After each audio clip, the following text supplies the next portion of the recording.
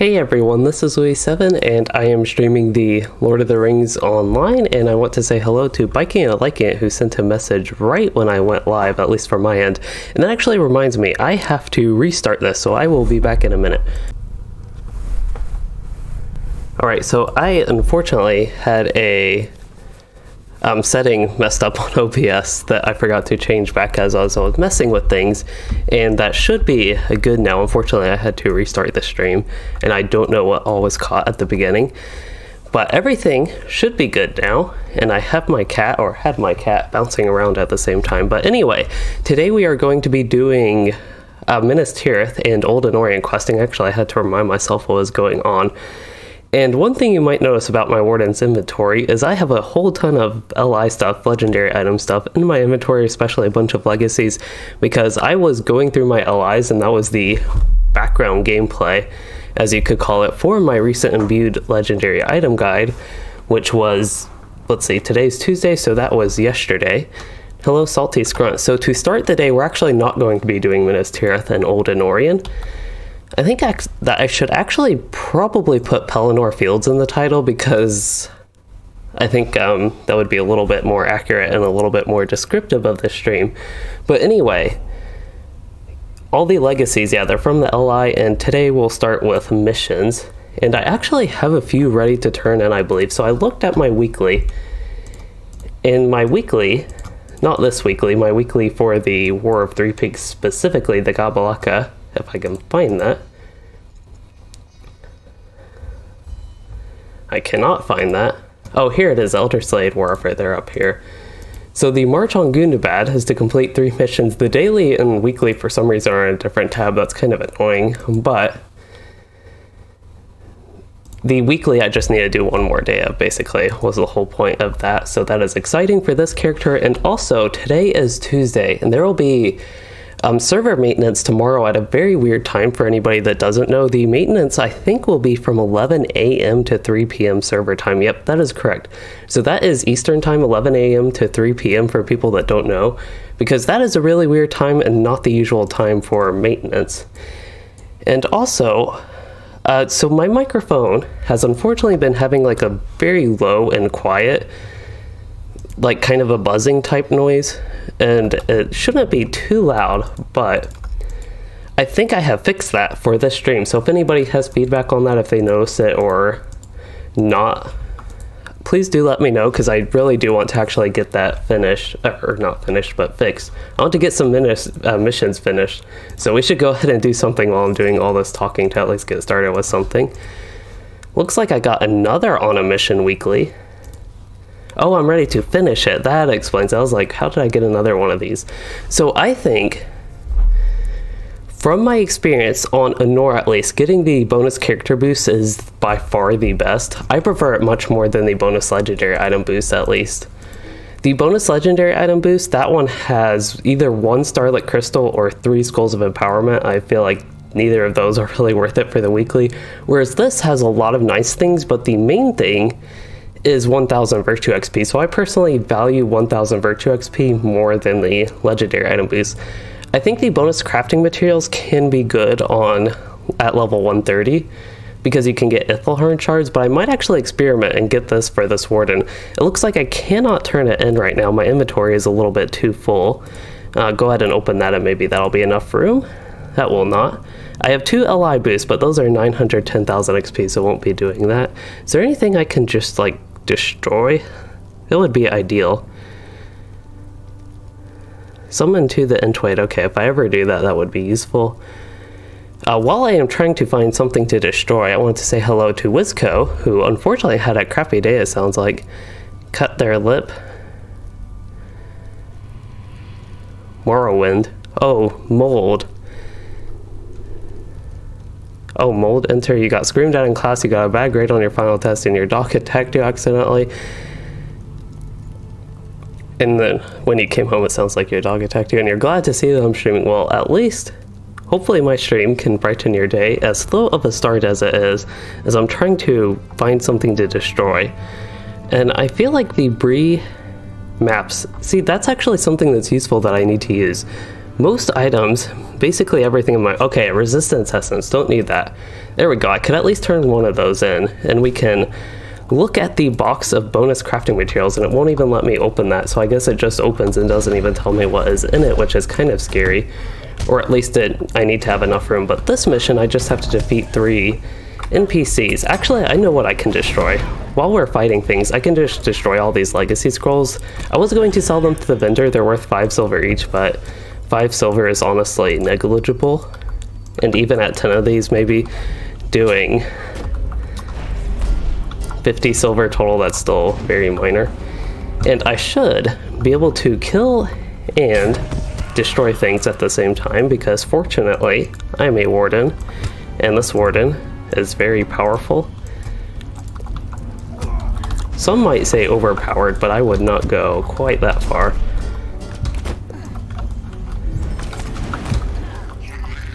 But at least we finally get some action in the stream after, like, it looks like maybe 5 minutes I've already been live and have not done basically anything.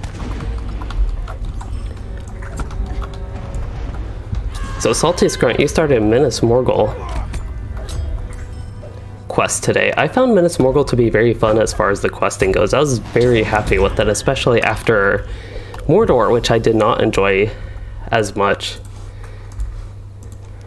And after I did enjoy, by comparison, Vales of Anduin, the update 24 content. And I realize my kin chat is not blurred. Not really a problem right now, but still, just in case somebody shares something they don't want to be posted on YouTube in the kin, I will go ahead and put that on blur. Okay, so on the missions weekly, we can check out what the crafting material box has. This is the big concerning thing. It's probably a waste for me to actually do one of my rewards on this character with that, but it is worth the investigative purpose. So you get a box of minor crafting guild token of esteem. Choose a token awarding reputation. All right, so this is actually very useful, I think. Looks like it gives 10,000 guild reputation, so that's pretty decent. Even on the server, on Anor. This is just, you can choose a crate of what you want. I don't know how many it would have, but I'm guessing if this functions like the Wildwood boxes, which I might have one of those in my inventory. I probably sent them all to my bank alt, which that does look to be the case. I think it would have like 10 ores, 10 hides, something like that, roughly. And then this is the specialty material. Okay, so you can either get rare crafting component selection box. That would be like the Ithelharn shard. You could get a universal solvent or a universal optional crafting ingredient. So this actually isn't too bad, even on this server at this level. So that is not too bad. In Wisco, unfortunately, I do not have much like specific plans to actually get back to Louisden or doing anything on the Arkenstone server. It's just that I don't know, I feel like I spend enough time on Anor that it's really hard for me to invest my time into both servers.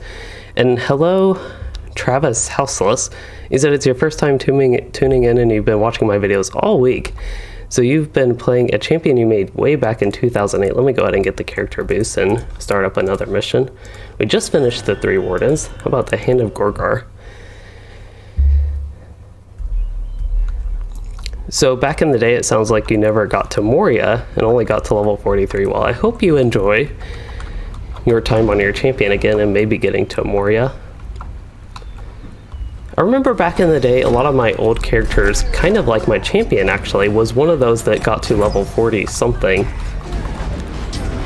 I feel like that was kind of the stopping point for some reason. Getting to level 40 something was always where my alt characters would end up. I liked playing alts and I liked leveling alts, but leveling was slower back in the day. And for me at least, that is about as far as I could get them. Also, there was Moria, which was not a place for me to look forward to. I will say I like Moria nowadays, but that was something, thinking about my alts was not something I used to look forward to, even though I'd look forward to like Aragon. Okay, so by liking it, you're wondering if it is not based on time to grind, is it worthwhile to buy level 100 LI with marks? I do not think it is worth buying level 100 LIs with marks. You can get a lot of those just as random drops. I actually, because I get so many, I have filtered basically every 3rd age LI except for the ones for my class. And even the ones for my class, I had at least 10, I would say, maybe even close to 15 just stuck in my inventory. That's what turned into all these different legacy scrolls. And Joseph Caswell, to unlock those weeklies for the box I opened, that's actually anything a level 20 plus character can do. The only thing is you have to have access to missions, which means you either have to have the War of Three Peaks mini expansion or you have to have the Wildwood quest pack, I believe. So the War of Three Peaks missions, there are a lot, there are actually 80 of those. They're on a rotating set of 8 a day. And then the Wildwood missions, there are 10 of those, and they're always available there at daily quest. And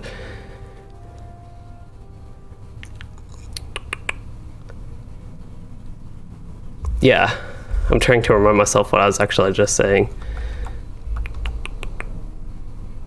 Okay, and then the weeklies, for doing the missions, it's like 15 and 45 missions for those boxes. Those are just granted whenever you complete a mission for the week, and it will be on a weekly reset. So the reset for that, as far as I know, is like Thursday at 3 a.m. Eastern time. And this one, you do keep the weekly, even if you don't complete that. So if I don't finish the 45 missions weekly, by Thursday I will actually keep that, and it will last over that. Okay, so turn in. I should have a lot of turn-ins just because I had a lot of missions completed that I never did turn in. Looks like I got the daily and the weekly done. I will, for this character, I am done with Starlit Crystals. That is actually something for my Imbued Ally guide. I got done with the Starlit Crystals. So I have Scrolls of Empowerment would be best for this character. And I'll go ahead and apply those. Unfortunately, it's a little bit slow to apply them.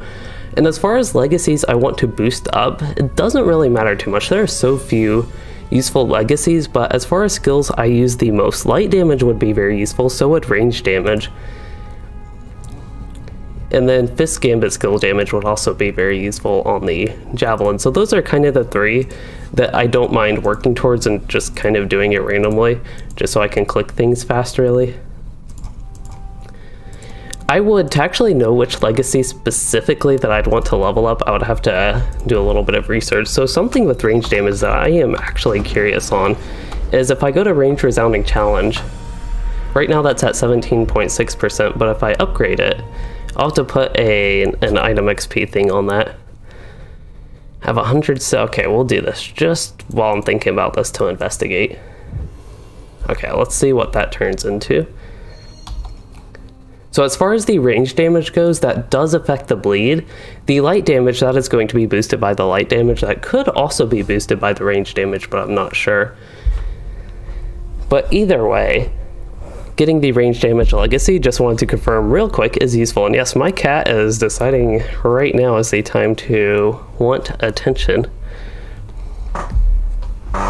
And now sit in my lap. Okay, so while my cat maybe decides what to do, I will continue with the missions. And hello, Awell.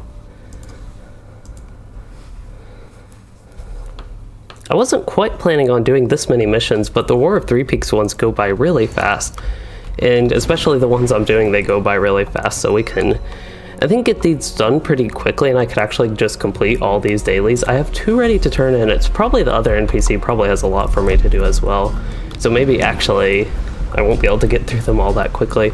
Another thing for this character that I would like to get progress on maybe today is at least do the missions that I still need for this deed. The War of Three Peaks deed. The main thing I get for doing all 80 missions here is 10,000 Virtue XP, which is a lot. Ideally, I could actually complete that next month. So for people that don't know as well on this, there's a Virtue XP weekend coming up April 22nd to the 26th. So you'd get plus 20% Virtue XP during that time, and it'd just be a really nice time for me to complete a bunch of different deeds. So something like the War of Three Peaks missions here, if I can actually get that done by next month, getting the 10,000 Virtue XP, that'd be boosted to 12,000 with that So it's almost like a couple virtue levels bonus on top of what I'd already get out of the 10,000 virtue XP. Also something like just getting progress on mountain and missions to complete Elder Slate and War of Three Peaks missions, which I actually will complete that.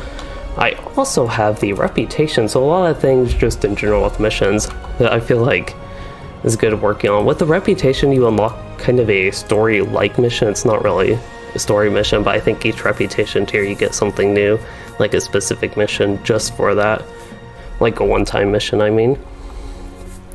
And with missions being more rewarding in general now, especially with update 29, I definitely am fine running them more because I do find them fun. I just never wanted to invest my time before running them because they weren't actually rewarding, as in I wasn't motivated to run them, which was basically the whole point of my old missions review from whenever they came out with War of Three Peaks. Okay, so this mission, I need to kill a bunch of mobs. That should be a relatively quick one.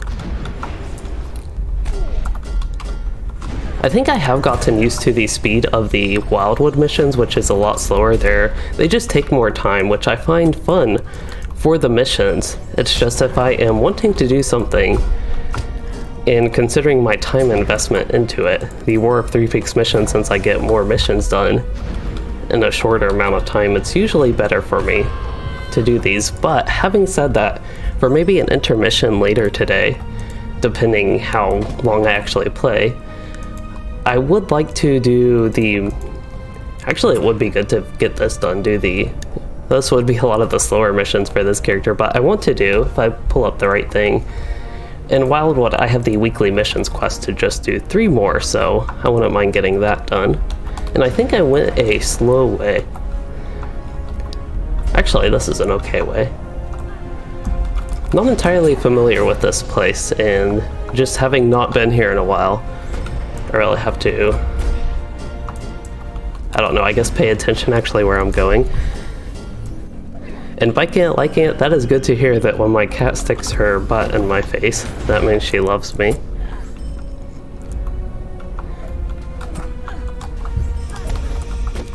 Because that is very frequently done.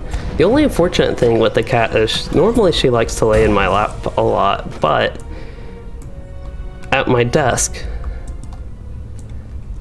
she just doesn't quite fit to where she could actually stay under the table, which is where my legs are. They're under the table part of the desk. So I either have to scoot back, which would be uncomfortable for me, which, speaking of that, I should probably scoot back up, or she would get squished under the table, which would not be comfortable. Okay, I just need one more of 2 specific NPCs, but there's still a lot of dour hands in general that I will just kill along the way. At the very least, I'm getting loot for each enemy I kill.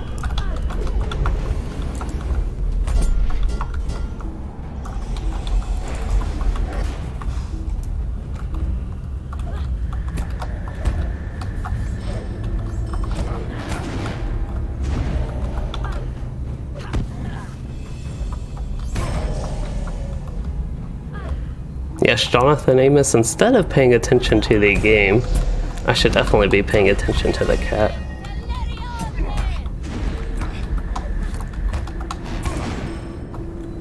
Okay, got that mission done.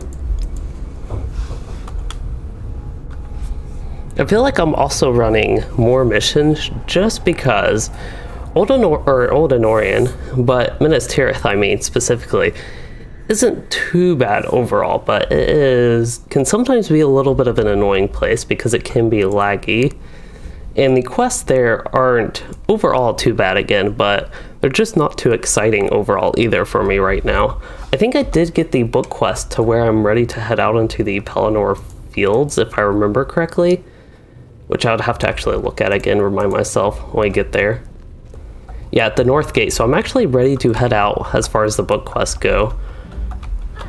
But I will see if there's anything I need to do in the city, but basically, the questing I had been doing in Minas Tirith hadn't been all that exciting. I actually forgot, when I was titling this stream, I actually forgot that I got the book quest to be outside of Minas Tirith, so we might not even be doing all too much there. I have to remind myself once we get done with this mission, or once we get done with the missions I do today, I'll have to remind myself.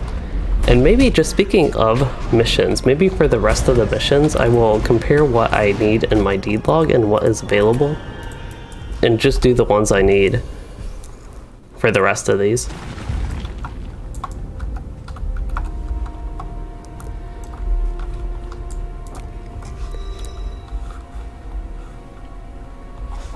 One thing I like about missions is you get tons of loot, and by that I mean tons of task items especially.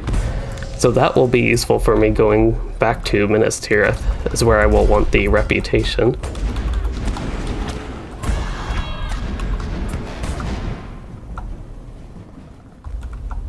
Okay, so Jigsaw, you said you ended up getting the quest packs for the 99 turbine points, so I'm guessing you mean LOTRO points, and I'm also guessing you mean the expansion quest specifically. So if you got the expansion quest actually for 99 LOTRO points, I'm not even sure you actually need the old expansions, those quest packs. So just to clarify, you used the 99 LOTRO points. You got the expansion quests with those from the LOTRO store, because during the promotion period, all the regular quest packs were free, but the expansion quests, those were the ones that were on sale for 99 LOTRO points each. So I think it's a confusing system, especially for new players. But it is an important distinction, and it does sound like maybe you got the expansion quests, which would mean, I don't remember which ones are on sale, but if you have those expansion quests, then you should have all the content, except for some of them. I think they're instance clusters, which are not included in the expansion quests, that would be included in the expansion packs to add some extra confusion there. And by can't, like can't, I actually agree. I like cats and dogs both. I know that's crazy to some people, but I do.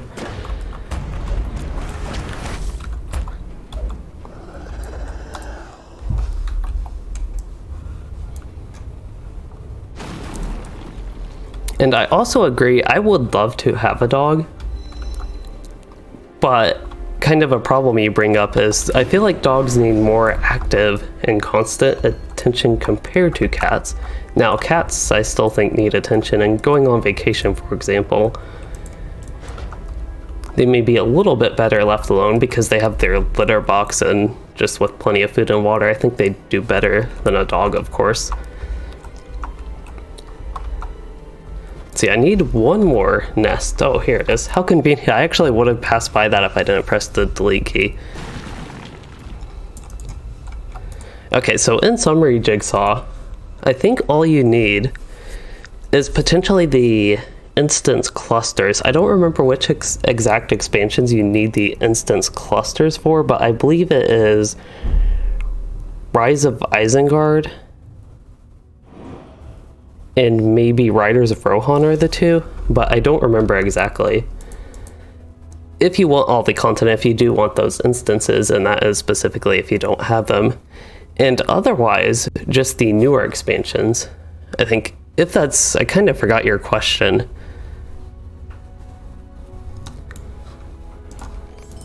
But if you're looking for a way to make sure you have all the content, it would be, as far as I know, the newer expansions. Hello, Vincent64. Let's see, this mission is super easy. I actually forgot to look at the missions list, but this one is so quick. It's actually not the quickest mission, but it is up there, being the running for one of the quickest missions, because it is the quick type where you just have to defeat the named NPC. But some missions, the named NPC is like right next to the entrance, so this one you have to factor in this huge amount of travel time. Which really, of course, isn't all that big of a travel time, but compared to some other missions, it actually is.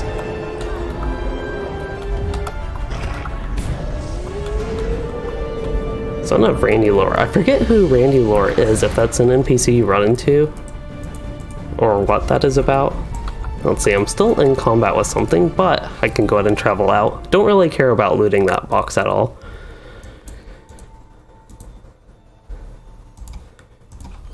So you got that done.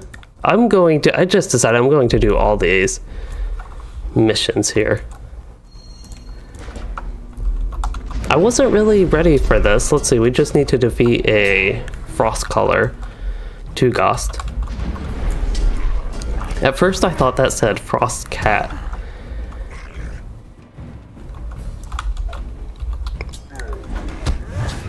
But yeah, today I was not planning on doing so many missions, but I just got into doing them. This one's also a very short mission. I think I have done this one before, but it's not one that has come up that frequently. At least.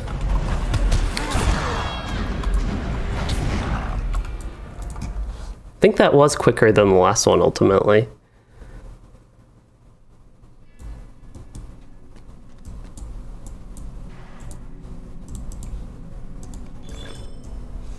Looks like we got one of these new missions. Attack on the armory. That means I must have ranked up on the reputation. So let me just check. I can actually get some cosmetics now, finally. So that's an upgrade. I am Izkaz. As far as I know, Fabral would be next, and then Uzkaz would be the last one. I don't remember, actually, somebody on Twitter, Old Anorien, posted the conversion, and that is the only source I know for actually the conversion of Izkaz, Fabral, and Uzkaz. So I think that is the order it would be. If we can actually pull up the reputation panel, it looks like it doesn't actually say what is next, of course, but I am on Izkaz and I need 25,000 reputation, so a ton of reputation to get to the next one. It seems like each mission is about 500 reputation, so maybe 50 more missions. So Rainular is the Warg boss in Amdandamal. That's what I was hoping. I think I already forgot about that topic, but thank you, Salty Skrunt, for confirming that, because that is exactly who I was kind of hoping he would be the son of, and that was a connection to that. So clear out the ghastly presence. I think I remember this mission. There is like a boss-like NPC and then four of the signatures there. Alright, let's see if these guys actually put up any sort of decent fight. Just because there are so many of the Dark Waters and a couple of them are signatures, I can actually go ahead and leave. I don't even have to kill these, but I will kill some of them, and we'll just leave. So liking it, one streamer claims he got everything by grinding LOTRO points. That would take a lot of time. I feel like streaming would probably help with all the time consumption of that. At least it would for me. When I'm doing grindy things in LOTRO, streaming it definitely helps. I kind of feel like, unfortunately, with the trait points, that is what I feel like. And it would be... I would have to do it differently, basically, if I were not streaming. We need to... Wow, we're getting all the good missions today. All the good ones, at least, as in the quick-to-complete ones. When you just have to go and defeat a few things. Or even one thing. And that sets up for a quick mission, especially when you're familiar with the structure of the places you were in. And I knew to like run right here for this guy. I might die because they have the fire going on here in Sundergrot, and that is very dangerous, but I might not. And just like the last one, even though these guys are actually dropping useful loot, I'll take the couple of seconds to make sure I kill those two at least.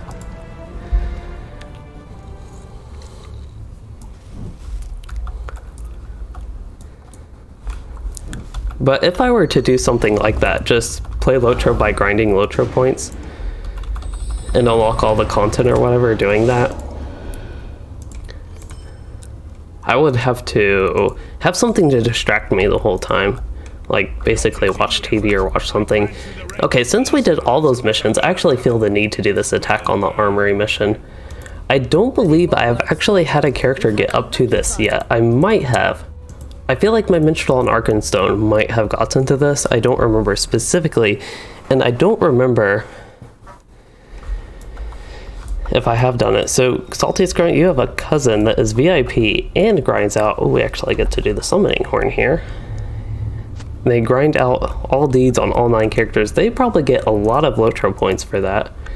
I know it's good to grind out deeds for things other than LOTRO points, but a big bonus... Oh, we have to destroy... This is going to be a long mission. Destroying 30 things. I really wonder why I'm destroying the orc spears when I could just take them for my Warden arsenal. So he grinds out all the deeds and still has over 20,000 LOTRO points hoarded up. Wow. That's actually, I'm going to be honest, one reason I have almost had a little bit more emphasis on deeds lately. Here we actually get an orc. They have one orc so far to guard all this weaponry.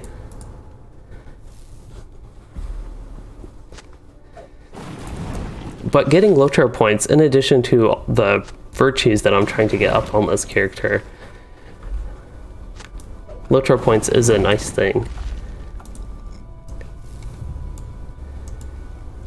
I'm actually curious, just because it's been a little bit of a topic, it seems like lately. I am up to 3816 LOTRO points, so I've gotten about 50 within my last couple streams, roughly-ish. So it's something, I think if you think about the individual deeds you do in LOTRO, it's something you accumulate very slowly, but it adds up over time, especially if you are doing a lot of deeds and questing a lot and playing multiple characters. So biking it, liking it, you say, I'm a good streamer. I'm glad you think that. And yes, I'm not into the hardest core rating. And I do try to be knowledgeable about the different aspects in the game, even what the rating community, what the hardest core rating community does with things like, so things I do not do because I, like for example, would not be a fan of the mechanic or the way it works, is weapon swapping. So that's something I know that would be like a mechanic of the game, an aspect of the game, and it's something that people that are into the hardest core rating, they would do. And then another thing is doing like tier 3, 4, 5. Well, I think it would be interesting. Even tier 3 I think could be fun. For me, at a certain point, this is kind of like Mythic Plus, the idea of Mythic Plus and WoW, is getting little boosts in my gear and doing a little bit harder content and getting a little bit better rewards, or a little bit higher chance at better rewards, I think is more the structure of the loot in LOTRO, kind of broadly. That is not too exciting to me, so that's one reason I don't do like the higher difficulty and more hardcore rating, I suppose.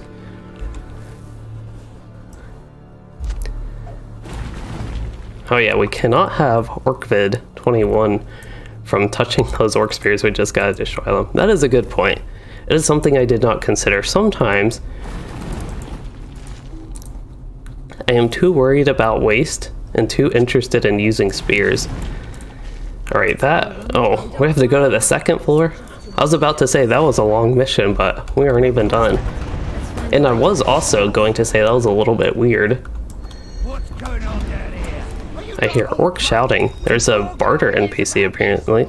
There's a quartermaster who deals in embers, and stablemaster, quartermaster. No, I don't want any. Osman's going slow. There we go. Sneak past the drunk orcs on the 3rd floor. I feel very uncomfortable sneaking.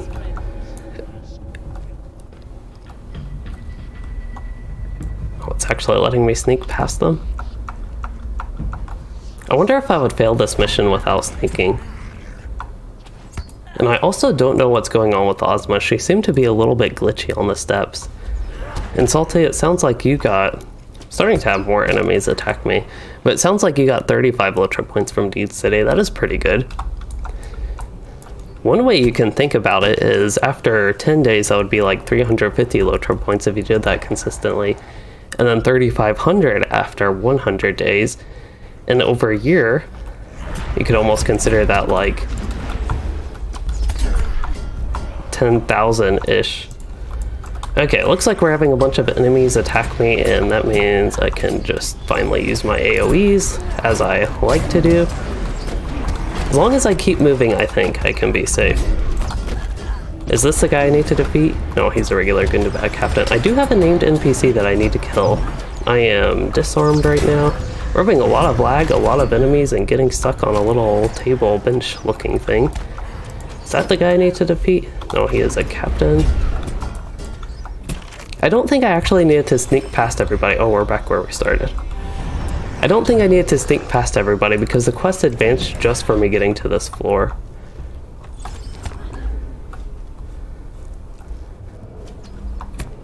Alright, I cannot find the way right now. Oh, that's actually not blocked off. It didn't lead anywhere though. I thought this was like blocking. Oh, it actually did trigger the enemies into the anti-exploit mode. Here's some more. Oh, here's Quartermaster. It's one of these little skinny archer orcs. I don't know why, but most archer orcs are of that skinny style. And then usually the fatter ones are the more melee combatant style ones. I don't know if that's purposeful or if there's something in the Lord of the Rings about that. There probably is that I'm not as familiar with, and I'm going to turn my light on. Let me try to do this. Okay, I do have to scoot for that.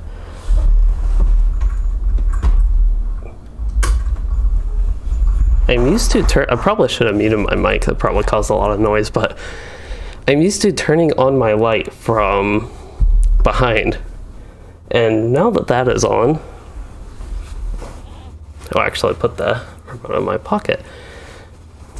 Going to turn the brightness of that light down. And that should be maybe a little bit better. Oh, just a minute. There we go. That should be better now. So, why can't you say you're a mediocre raider? Okay, you're a keyboard turner and you skill clicker sort. I think you can still do good in raids with both of those. But you're also a min-maxer, which means you probably equip your character pretty well and maybe make up for any potential slowness, basically, from keyboard turning and clicking. Alright, got all these missions done, and I think we're ready to head to Minas Tirith. I'm about halfway done with my weekly. I don't really have enough missions to actually do that I think I could get. I could actually get all 45 of these done by doing all the missions available tomorrow, but I probably will not do that. I'll have to let this weekly go over another week at least, which I am okay with. I feel like the 45 missions weekly is something I personally don't feel the need to do every week because my progress will save and all that.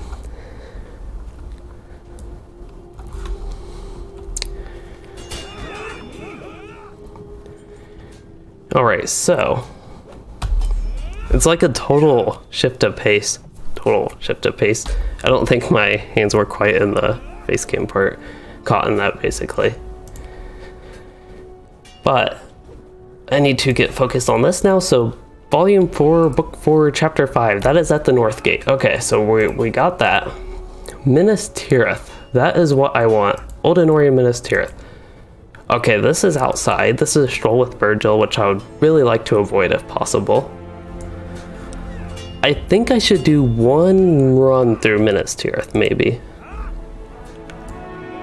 Maybe. I'm not entirely set on that yet.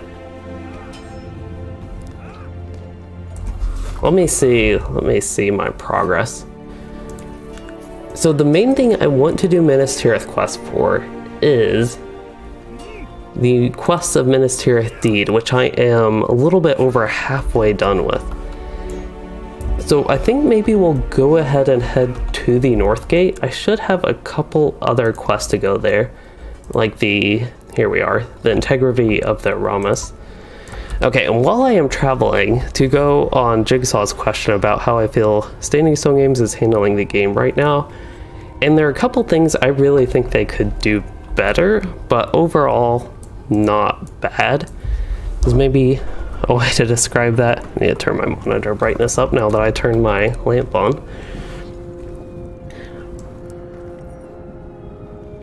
Wow, a lot of lag.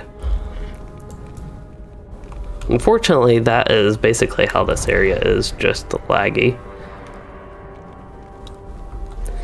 But I feel like one big thing with Standing Stone games that used to be the case more so is they didn't really communicate all too much with us about things going on, and that has gotten better. But I actually have one example of a case where I feel like they could communicate and interact with the community better. Is tomorrow's maintenance is at 11 a.m. to 3 p.m. server time, but there's no explanation as to why it's at such a weird time. I feel like that's something that would be a little bit helpful. All they said is there's maintenance in the website and I think the store as well. Something, basically everything will be down from 11 a.m. to 3 p.m. But usually when there's maintenance, it's 8 a.m. Oh no, we forgot something. Okay, this might be fixable. I forgot to get these subscriber town services, and I forgot to, after all that inventory ordeal that went on at the start, I forgot to, well, sell, and I also forgot to turn in tasks and all that. There is a stable master here. So at the very least, I will have this, and I'm going to go to Bree. We'll use one of my Breeland anniversary things.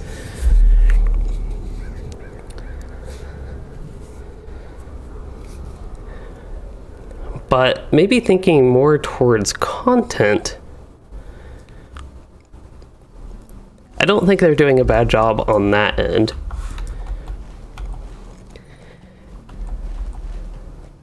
And then, let's see, there's another thing that I was thinking of. Oh yeah, so for class balance and changes and things like that. So there are a lot of system changes that I feel like could use some fixing or improving, and grinds that I feel like could be reduced, but that's just something I personally feel about the game. It doesn't really have too much to do. I don't think with how Standing Stone Games is handling the game, although I guess maybe they could handle, in my opinion, reducing some pre-end game grinds a little bit.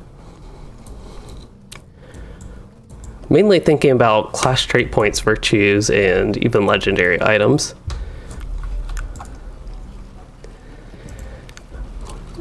Okay, so got subscriber town services. That was the whole point of going here, and I don't even have enough room to turn that in, so I'll sell right here. Hewn branches, those are a couple things I know I can safely sell, but we will go back to Minas Tirith, which I think I can go there from Southbury. We'll eventually get somewhere. I think I can get back though. At the very worst, if I somehow cannot swift travel to Minas Tirith, I will use this, but I think you can swift travel to Minas Tirith from Southbury. It's just something I do so infrequently because I don't like visiting Minas Tirith if I don't have to, that I actually forget. That looked like a captain outfit to me. Let me see if he's inspectable. Good. I'll have to look at that outfit a minute more. Yeah, this outfit. For some reason that just looks like a captain outfit to me. I don't know, to me that doesn't really look too much like a Beorning. It's a neat outfit, I will say that. I just don't know for a Beorning.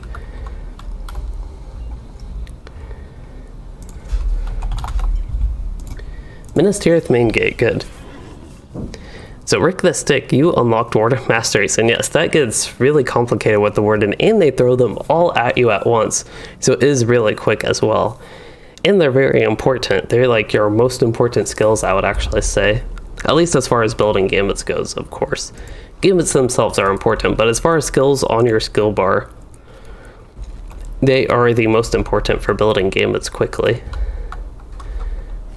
That is why also the yellow line is so fun when you actually get seize the moment to proc, because then those don't have cooldowns, which is very nice.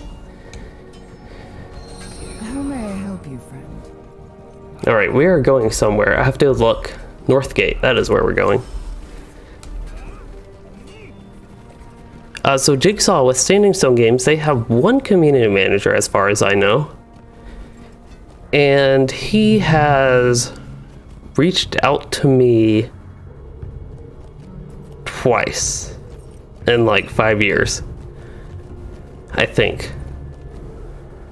So yes-ish. I have, oh, there's somebody in my kin. That's a very random place at this north wall here to run into somebody in my kin. But anyway, I didn't do the task. Oh well, we can wait on the task. I'll get plenty of task items, and actually I'll just save my shattered hatchets and sell everything else. Okay, let's do inventory management stuff.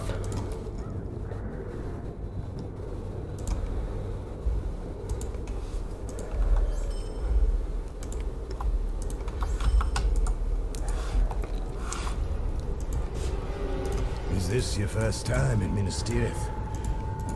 Shame. Okay, accept all of these. I believe I get some quests actually for the Causeway Forts, but maybe not yet. Maybe I have to do the quests over here first. So the book quest is for Talath Anor to defeat the Suhalar Easterlings. Looks like I have a quest actually, the White Quest is actually to the southwest. And with the community manager reaching out to me, there are actually a few things that I, of course, would like as a content creator. I feel like there are some things they could do with content creators, not just myself, but other ones, to help promote parts of the game. So like when an update comes out, in a lot of other games, sometimes content creators will get some sort of early access or something to preview, or they will get something to have videos ready at like a certain time with like NDAs, that type of stuff, for before content or whatever is ready. So I think it could be beneficial to people that play LOTRO, to viewers, to have content creators be able to do stuff like that. If anybody even knows what I'm talking about, I feel like I'm being super vague here. So that would, from my end, I think be nice. But one thing they did new with War of Three Peaks, which really helped me, I suppose, is they actually gave me a code for the Ultimate Fan bundle version of that. I did not buy that on my own. I almost wonder if it's because they did not expect it to sell well without that, or what that was about, but we'll see. Maybe that is something they'll be trying in the future. This really looks like these trees were planted in rows, like this is a farm. I don't know if these are trees that are supposed to grow fruit. They look a little bit tall if they are, but this really reminds me of like an orchard. I think that's the right word, where there would be trees that grow fruit, but they don't quite look like that to me. Anyway, we got our defilers.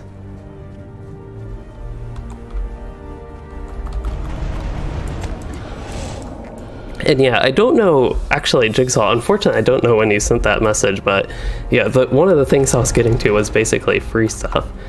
And with War of Three Peaks, they did that. So I don't know if that's something they intend to continue doing, but it actually did help me make a video. Like, I was able to make a video on the Ultimate Fan Bundle and what you got from it, so people could be informed if they wish to purchase that or not. I also know that LOTRO does not have merchandise, like physical merchandise that they sell. I think that is something most players would be aware of that have ever searched that. But I did reach out to see if there was anything possible, like actually looking for something to put behind there other than a generic Lord of the Rings map, which I love the map. I actually really like that, but that is something I reached out for to see if they had anything like that. Unfortunately, they did not have any options that would work, at least. Okay, so Luke Strickland, it sounds like for you, the only place you hear about LOTRO updates is from me, so I'm glad I can help keep you informed on those. What am I doing? I have a lot of quests. So I have Talath Anor and Pelennor Fields. Let's see, we have to talk to this guy who is at the south gate. The book quest has me go into Talath Anor. I don't know if that would be a good idea for me to do right now. I assume I'll get plenty of stuff to do there, but I almost feel like I should do that. But I don't know. So I will go ahead and go to the southeast. We'll go ahead and go to the Causeway Forts and do all these stuff I can do there. But liking it, to get to all of your messages, let me make sure I'm going a somewhat reasonable path to actually go there. think once I get here is when I can dismount. So you said, I think in reference to raiding, you made friends with the guy who ran by in pickup groups. That is one nice thing about pickup groups, is you can make friends, even people that, like, for example, if you have raiding kinship or guild even in other games. It is nice you can make connections, I suppose, in pugs. But you actually had, okay, who ran buy-in pugs where people paid to be a part of the raid. And yeah, BOEs were auctioned off. I am familiar with selling raids. I don't think it's something that is done too frequently, at least that I see in LOTRO. It seems more popular in other games I will occasionally play. I'll see that in like whatever sort of world chat type thing they have. I know it's a pretty common thing in WoW, at least. That's just the game I'd be most familiar with. I don't know if I need to pick up many things as far as my quests go. I do need to find like trampled wheat and pieces of charred wood, I guess, but mostly I'm actually just defeating things. I'm actually killing the Suhular Easterlings, but I need to specifically for the book quest kill them in Talath Anor, and for this quest, this is in Pelennor. I need to kill them. Yeah, LOTRO is a huge game. I think it's one of the biggest MMOs as far as like land area. Even thinking Gondor, this is actually a place that I feel like really shows how huge of a game LOTRO is. In all my questing experience that we have gone through with my Warden on Gondor,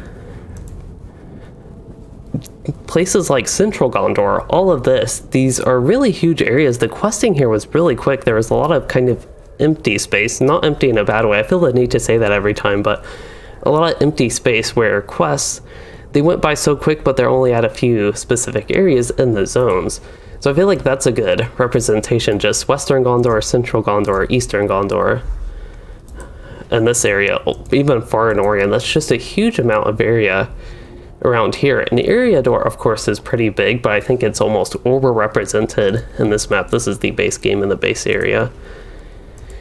And then on top of that, there's all of Rohan, of course, which is pretty big overall, but the new areas they have been adding have added up over time. This is also a lot of area, so there really is a ton of area on LOTRO.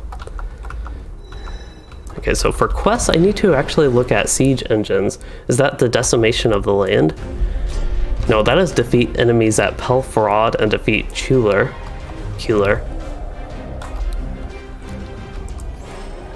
Really have no idea actually how to say that name.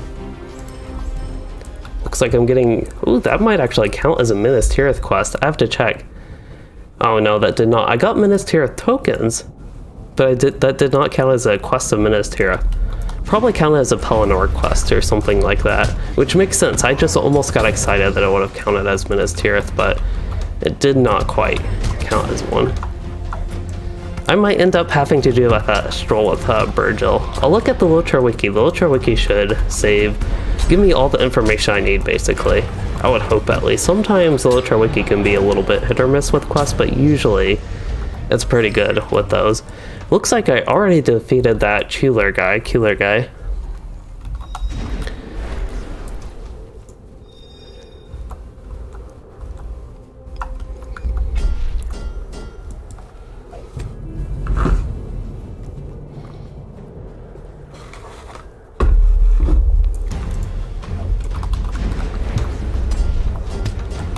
Okay. Quests, I need to... Are we at... I don't know where Pelennor is. Probably right up here. I also have a... Oh, I thought it was a quest item, but it's a backpack. We are at Pelennor, actually, according to my quest progress. I defeated an enemy there. Yeah, these count as enemies in Pelennor. Okay. Just range resounding challenge to them all, and that is basically all I need to do. Except now my morale's going down. I'll use Never Surrender, and that did trigger. That heals hardly any nowadays. I think these bleeds are what are getting to me. They seem to be doing pretty decent damage, and stacking a few of those at a time on the squishy Warden can do that. Well, I can kill these things fast.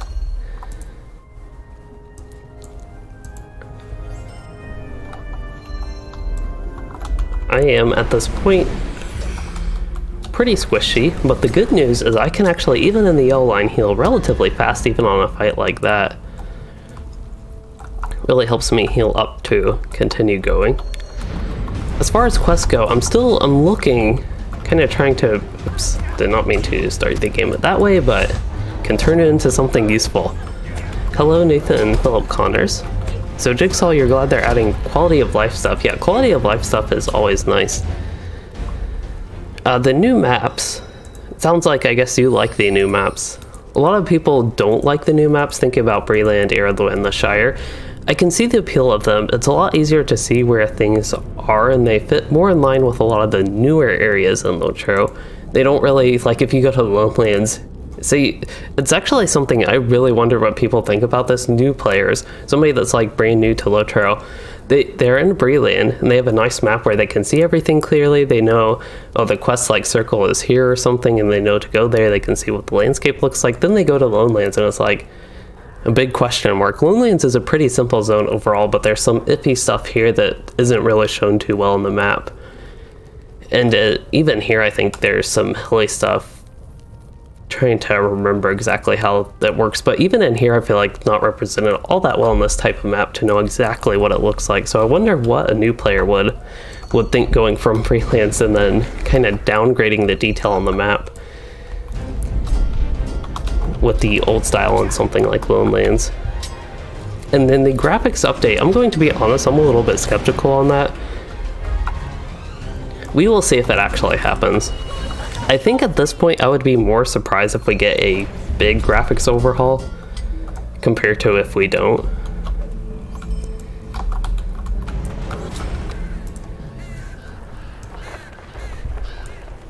Somebody mentioned more free to play. I didn't quite get to this. Jigsaw, yeah, I missed that message. Yeah, if they made all the content up to Moria, I do feel like they could make more free content. All the content up to Moria, I feel like that would also be a good point because that's the start of the expansions and you'd get all of Eriador for free, which actually to me, Eriador is the most fun parts of LOTRO. But I definitely agree with that. That's one of the biggest things I feel like I can criticize about the monetization of LOTRO is they could give a little bit more for free, I think. More than just up to Lowlands. I also feel like Lowlands is a great zone, so don't get me wrong on this. I really like Lowlands as a zone, but if somebody ends their free-to-play experience at Lowlands, it's probably not the most exciting zone. I really do think having something like Evendem would be great. A lot of people love that zone. I love that zone. But something like Trollshaw's Evendem,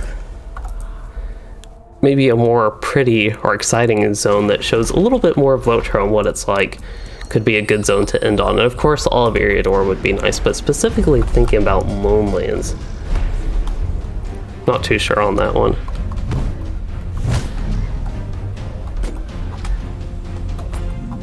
Yeah, completely free to play is a little bit tough. You can do skirmishes to level up, but that is a little bit slow and repetitive. I think this is a problem with the place like this. This is exactly like I would be in Osgiliath. I think there is a siege engine here. This is one thing about the siege engines, when you destroy them, it's like they're still in the game. They're just invisible. So it's like an invisible wall that you don't really know how to get around. Okay, at least I can go through this way. But an area like this, which is also like Osgiliath with me, I can just run around and kill things, and after hours, get nothing done. It's like Wildwood.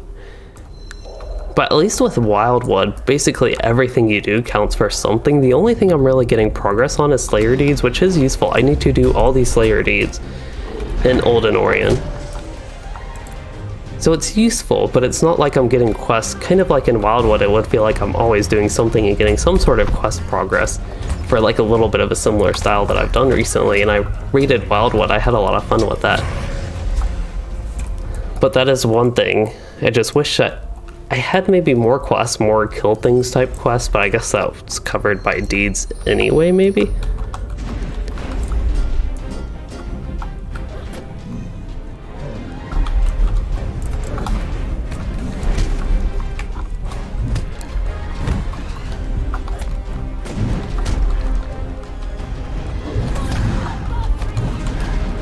Also, so something like the scenario streams that they have done recently, I feel like the one with Wildwood was great, but something you see in other games is, I don't really know if I've seen something exactly like that in other games. I'm more so thinking a little bit different genres sometimes, and I don't actually pay attention too much to what other games do with content creators, to be honest. So the tiny bit of exposure I've had to things like that is... Let me see what I'm doing. Okay, let's go back and see if there are quest items. I believe there might be charred wood, would be my guess here, just based on the environment. So something like when they did the Wildwood stream with Scenario, previewing the world building there, is having like a guest. Like a content creator or just some sort of guest player, LOTRO player, to join that and interact with the developer as it would be. I feel like that's something, to go back to that topic, something they could do. I feel like that checked both the box of community interaction and interaction with like content creators.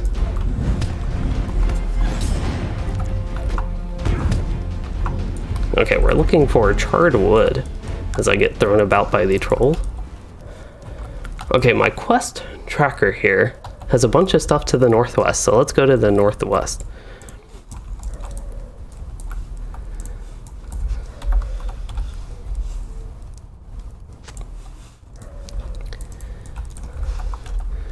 And if I can't like it, you say average player in MMOs plays in excess of 40 hours per week. That is a lot. That's like in excess of a full-time job.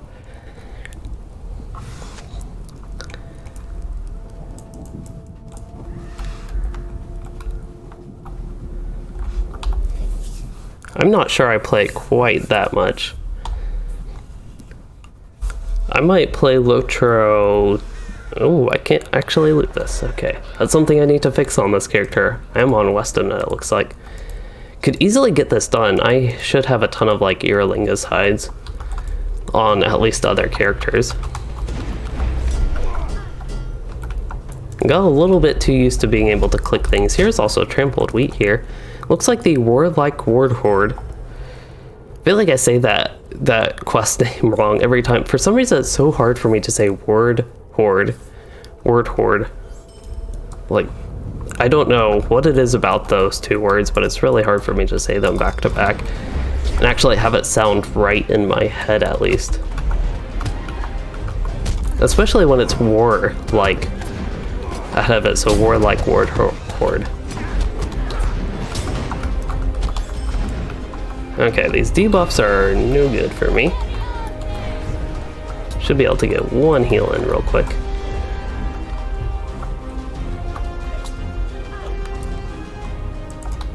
Okay, see if there are any quest items. I don't see quest items. I should actually probably turn floating names on. Actually, I've gotten a lot of quest items.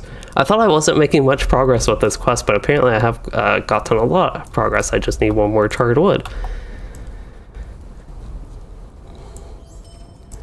Overall income per account in LOTRO. If you're biking it like it, I'm just curious, are you referring to the EG7 presentation about the revenue that they make? And if it's like 54 per month per account, that is insanely large, I think. And I agree with you, there's probably a lot of big spenders. If the average per account, because the average VIP probably spends $10 to a little over $10 depending which exact bundle they get, so maybe even $10 roughly, if they don't count lifetime VIPs towards that. Or if I don't, that'd be roughly 10 months, so that's still like 54 months per, not just VIPs, but free-to-play players. It seems very high to me for $54 a month per account.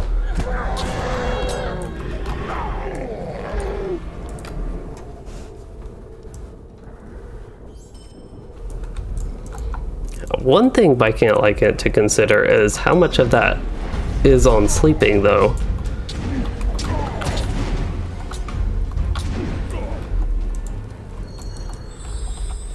So while there are 168 hours in a week, I think the recommended sleep for people is roughly 8 to a little over 9 hours, if I remember correctly. Which some people are always different with that, but just for a rough ballpark amount. Let's see. So that would be roughly-ish a third of that to maybe, let me get my numbers straight for a minute. Yeah, roughly about a third of that, maybe a quarter of that for some people. The 168 hours per week, basically a quarter to maybe a third of that spent sleeping. So the waking time for the 168 hours is a little bit less.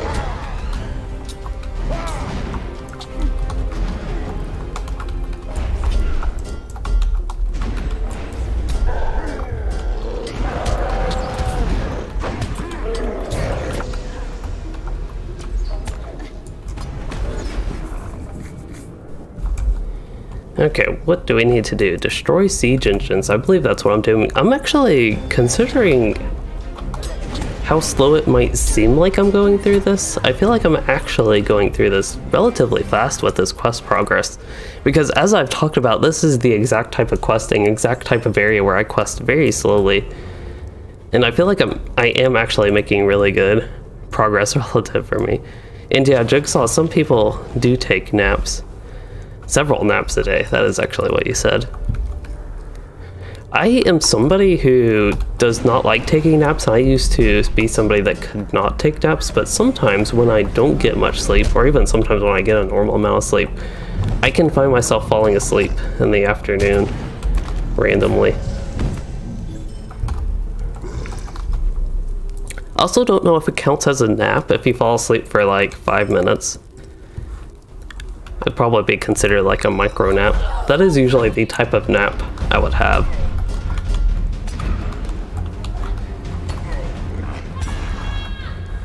And also, if I actually fall asleep early and take a sort of nap, usually that totally messes up my sleep schedule a little bit. Those are the times when I can stay up till like 1 to 3 a.m., which is something I don't usually do. But if I sleep for an hour or two at like 7 or 8 o'clock my time, then usually I will be like wide awake after that.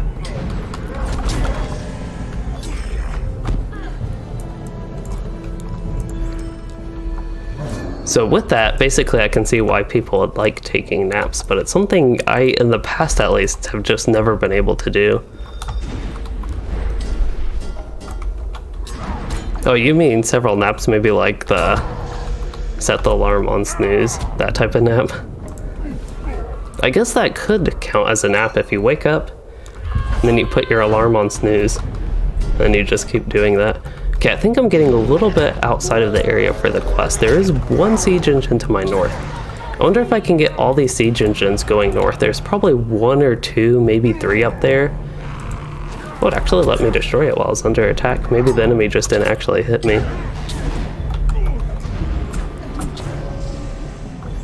Wow, you sold your account in a text-based MUD? Unfortunately, I'm not sure what an MUD is as the acronym. For $2,000? You sold event items before that for $7,000?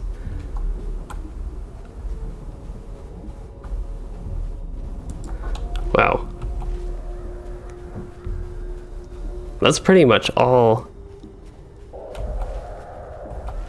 I can feel saying that for, like, not knowing what a text-based MUD is, but anything text-based that I am relatively-ish familiar with a game.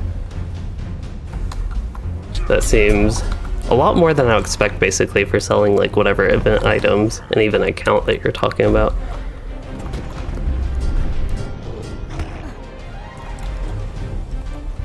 Okay, so here's a siege engine, and my guess is there's 2 to 3 up north, so I want to try to chance it, and I will just rely on the siege engines up to the north for the rest of the ones I need. And I believe with all the quests I have, that should set me up to go north to Talath Anor for the turn-ins.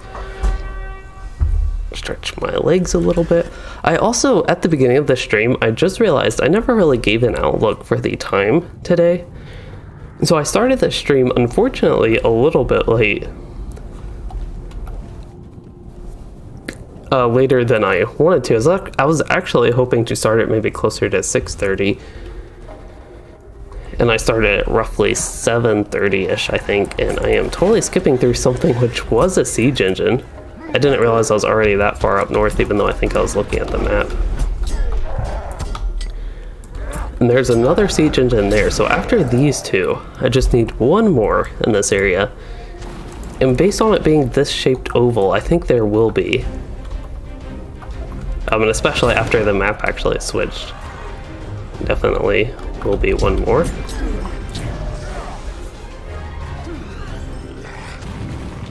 Jigsaw, this is not a 24-hour stream. I don't know if I could do a 24-hour stream. I really do think that would be very much so like watching me nap, actually, for a few hours.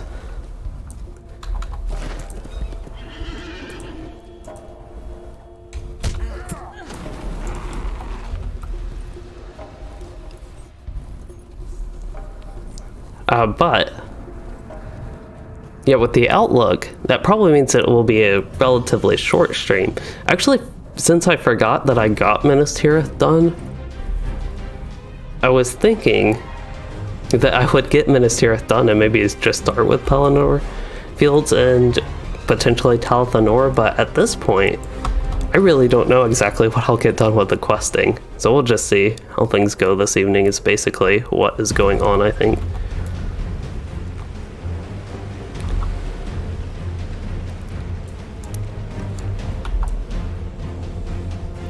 I hope there is no mounted combat Slayer deeds that I need in this. I don't think there would be any that are specifically mounted enemies. This one's just defeat many Easterlings, and I can do that easily. It's probably one of the easier deeds for me to get done at the moment. I don't know if there's an Orc Slayer deed. If I could actually hover over that guy, it might let me know.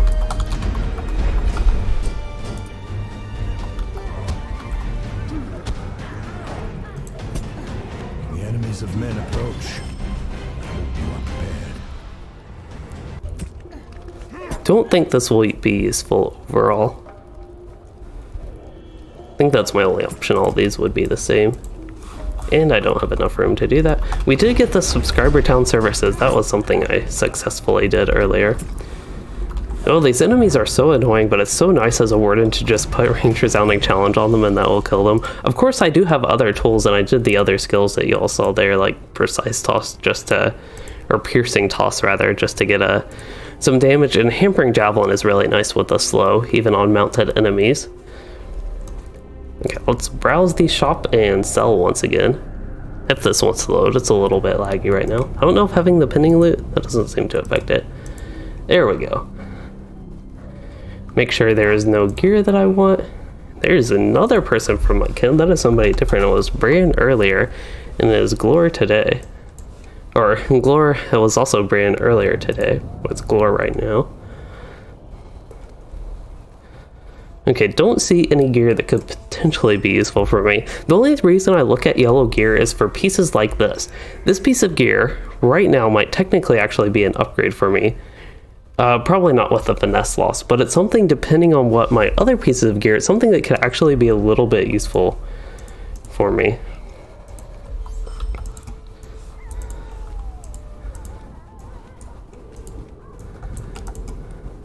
I thought he cheered at me because I was in his kin, but then he cheered at some random person, another kin.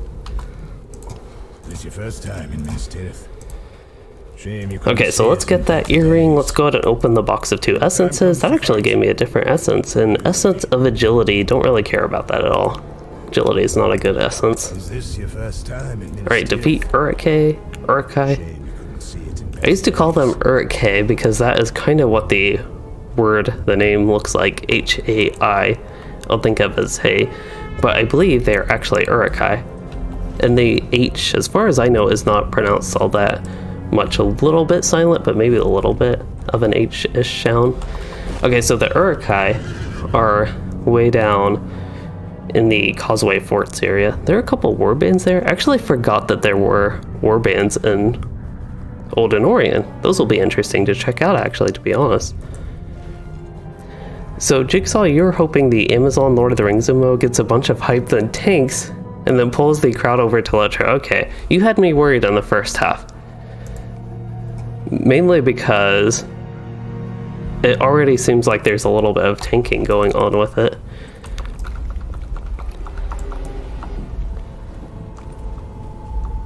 Yeah, a lot of gear in Moria is really good and can take a while to replace. Even I think in Inadwaith and Dunland, that can be reasonable to not replace some of the Moria gear.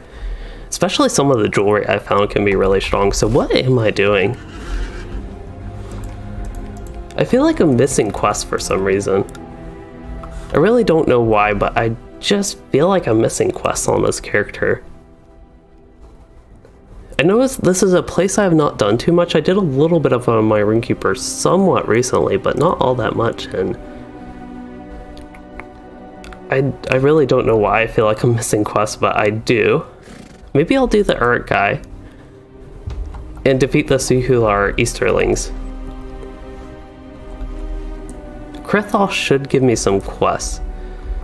I really don't want to defeat mounted enemies, but I might need to for this quest. As long as I can use range resounding challenge and it's not resisted or something crazy like that, I should be good to go.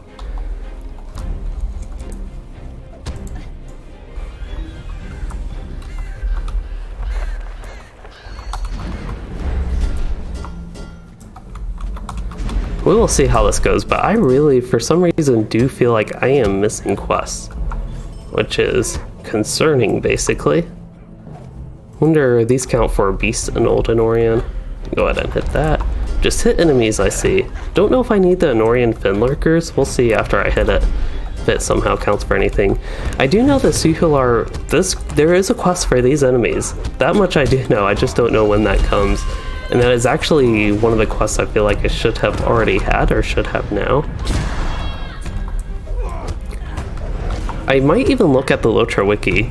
If it gets really bad with me feeling like that I'm missing quests, I might actually look at the LOTRO wiki. But we will get the book quest done, see where the turn in is for that, and go from there, I think, for now. I also will, at least if I remember, I will retitle this stream so it's a little bit more accurate for what I'm doing. A little bit less Minas Tirith and a little bit more Pelennor Fields and Old Anorien.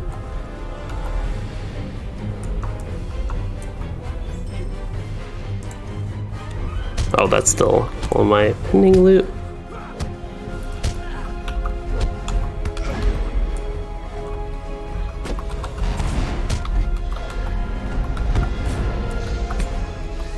So Jigsaw, I am guessing that they dug Moria out from bottom to top. I really have no idea though. Actually, top to bottom makes more sense, now that I think about it, cave structure wise. But they could have done a mix of both. Probably some mix of both, but mostly top to bottom.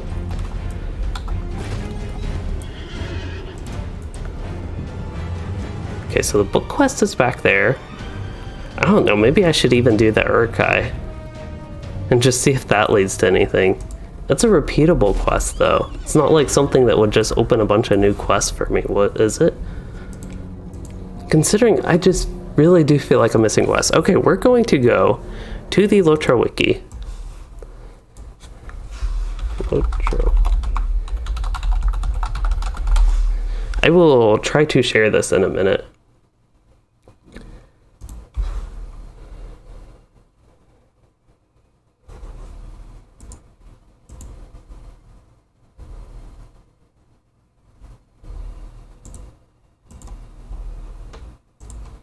Unfortunately, it takes me a minute to actually see what works and what doesn't.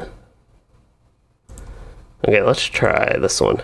Ooh, that actually does work. Okay, so this is the LOTRO wiki. I know it's a little bit displayed a little bit weird in OBS here, but these are the Old Anorien quests. And let's see if I can actually find Talath Anor. So we're on Minas Tirith, maybe. So Virgil actually has a lot of quests with him. Wow. Finding a breach in the... Yeah, I have not gotten to those yet.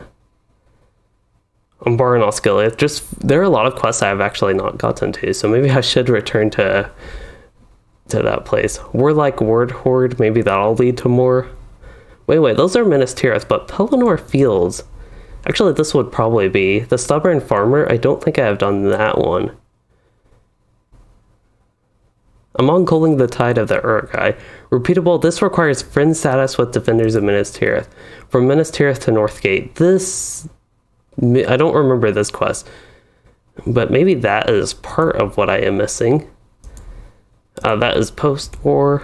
Wrath and Ruin, not on that. Talath Anor. Yeah, Talath Anor, scouting the Northgate. This is exactly what I am missing.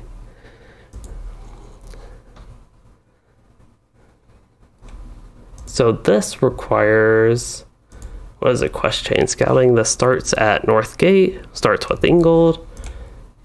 Wonder what it requires. So he has scouting the Northgate. Anyway, we'll see what that leads to. I believe, yeah, that is Ingold. So he does not have that quest yet, but maybe I need more reputation is what that is saying. Which means I will go ahead and put my rep boost on. We'll use we'll go ahead and get 10 of those. Okay, let me see my reputation. Defenders of Minas Tirith. Yeah, 10 of those should be plenty to get me to the next tier with boosted reputation. So I will return to where I was in Minas Tirith, and we'll actually run around Minas Tirith, I think. Oh, I didn't turn that back off. Also, my webcam apparently is behind that, so when I do that, I will... Yeah, let's go back to the LOTRO wiki real quick. So when I go to the LOTRO wiki, I will have it like this next time. Unfortunately, I had myself hidden there unintentionally. So we should be good on that. I really need to set OBS up better and actually create scenes for checking the LOTRO wiki, since it's something I do relatively frequently. And this time it had okayish information. There is that Runekeeper. He's on a Runekeeper now. There's that Glore from earlier. Okay, reputation tasks. That is what we're doing. I should have Shattered Hatchets. I should have all of those, which are not here. I guess that must have been another reputation. That must have been Central Gondor or something that had Shattered Hatchets. Because I specifically saved my Shattered Hatchets because I thought it was here. But I guess that's not the case, so I don't actually have any task items ready to turn in. So I'll unlock that, destroy that, open this, close that, open this, sell. Let me see, okay. If damage for Shattered Spears, Torn Skins, that is probably my best bet. I'll lock that one. The earring I will go ahead and let go. Lock the essence, but I probably won't ever use that. Let me unlock this essence. That one is one I don't need.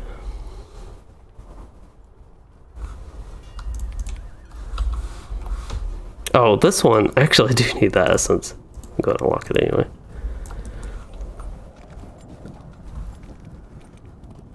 So, By Can't Like It, you said your first game that mixed sci-fi and fantasy was a text-based game called Legends of Future Past. Sounds like it could fit both.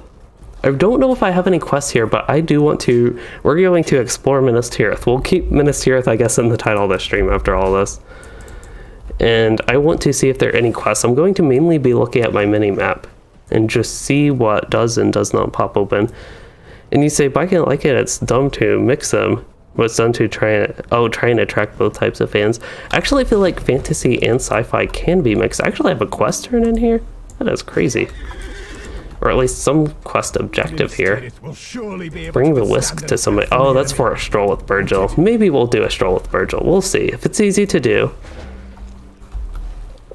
If it is easy to do while I'm doing this running around, since I tend to run around all of Minas Tirith, then I will do that. But that quest is the exact reason why I wanted to run it around, just in case there was stuff like that I missed, like if they had a new quest for me. Of course, that is just a continued objective of a very, very long quest. But here, this is a better example of a good quest for me. Take a moment of your time.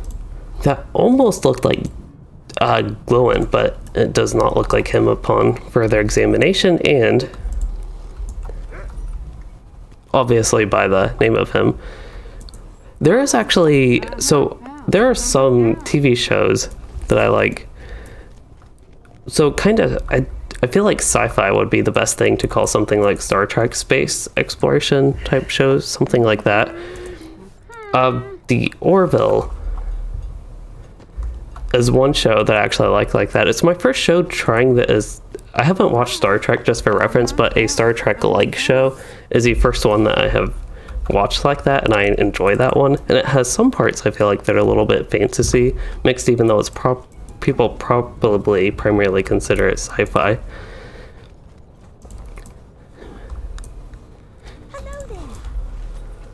But I feel like the mixing of those, at least I can actually enjoy those mixed. I suppose if they're mixed well, I'll keep robots away from dragons. I have not seen many things that really mix robots and dragons. That is probably World of Warcraft would be something that could almost be an example of that.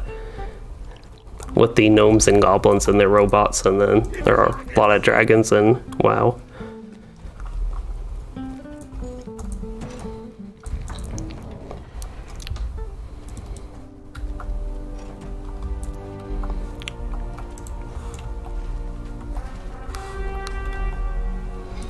Alright, so my goal, I have a new goal today, which seems to be, when I'm doing questing like this, I feel like I always have to revise my goals. Wow, that's a lot of talking to people. Fortunately, they're all around here, and not all around Minas Tirith.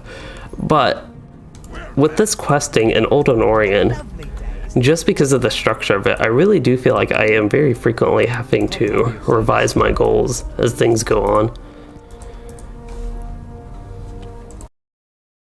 And I don't remember if I already said my goals, but I want to finish the Minas Tirith quest today, basically.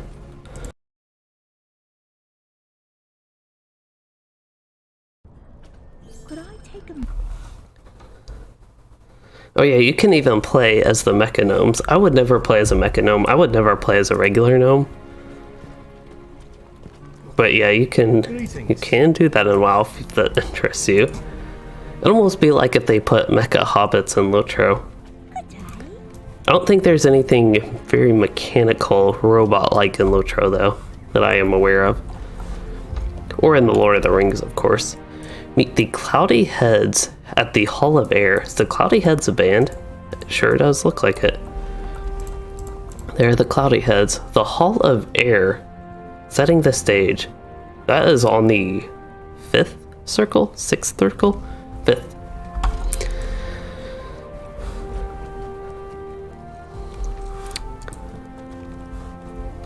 Okay, let me actually untrack everything that's outside Minas Tirith. All these are in Minas Tirith. Okay, so we went through this part of the first circle. We still have to go through the second part here. Okay, so by Can't Like It, you played WoW from BC into Cataclysm and left. I went up to Wrath of the Lich King, the end of that, and then left and took a break until Mists of Pandaria. I enjoyed Mists of Pandaria overall. I came back with a few friends kind of late into that cycle though. And then Warlords of Draenor was actually okay-ish for me. I know a lot of people dislike that one, but it was relatively okay for me. And then Legion, I feel like, was a turning point to where I stopped liking WoW quite as much.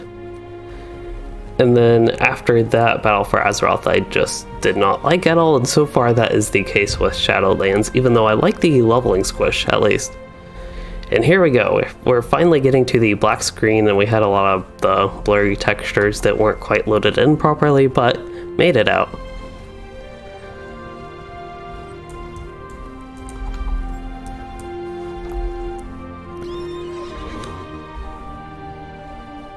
And yeah, Isengard and Mordor is the most industrial legendarium. Late now. That makes sense. It's not, yeah, definitely not too much robot type stuff in LOTRO, of course, in the Lord of the Rings, in Middle Earth. So I don't think we have to worry about mecha hobbits, basically. So we'll see if there are any quests here. I have been here a few times, so I really feel like if there were, I would have gotten them. At least I think it was here. Yeah. Have I been in the cisterns? I actually don't even remember. That might be Kisterns.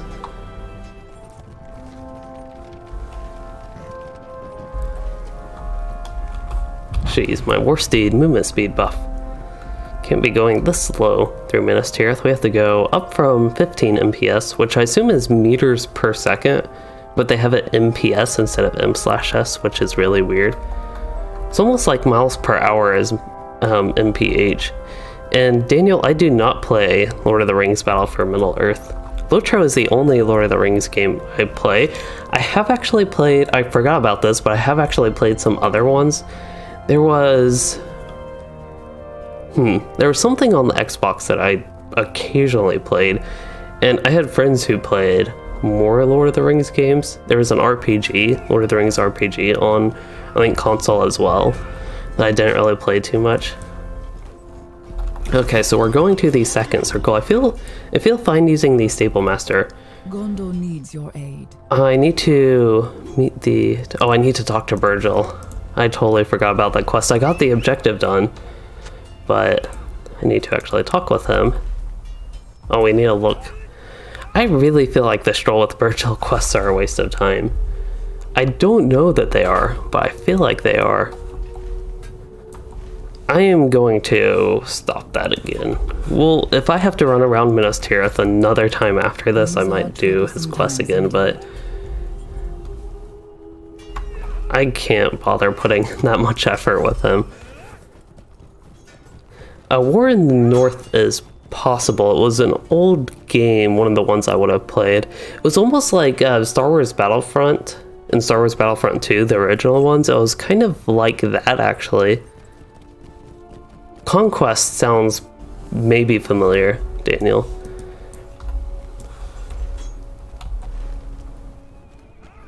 Unless I hear something that sounds more correct, I believe that would be it. Okay, Warlike Warthord, that is ready to turn in. I think I have a quest on either a second or third circle that I am pretty sure I missed, but I think it was on the northeastern side, somewhere roughly there-ish. But I will be complete and go ahead and check the whole area here. I know I could go on the LOTRO wiki again and maybe go around. I don't remember too much with the Lord of the Rings Conquest besides it being similar to the Star Wars Battlefronts games.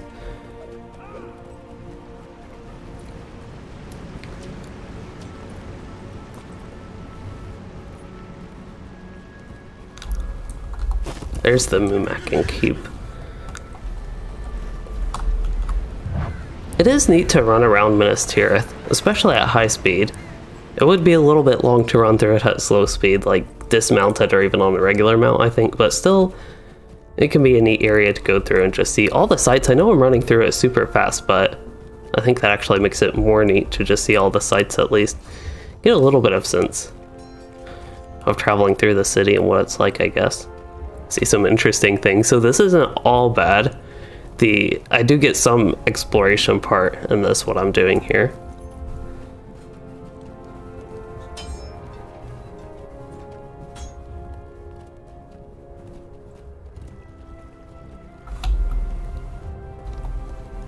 So by Can't Like It, I actually have not read, I don't read too many books. If I like to read, it's usually shorter form stuff, and I read enough stuff in general anyway, I feel like, for school especially. Oh, I can open and close the map, but it's still a black screen either way. I am stuck on something. You can see on the mini-map I got stuck there. I think I saw a quest ring somewhere on the third circle. So we'll see, might have seen one. I don't remember exactly, but might have something up there. There's a Warden trainer.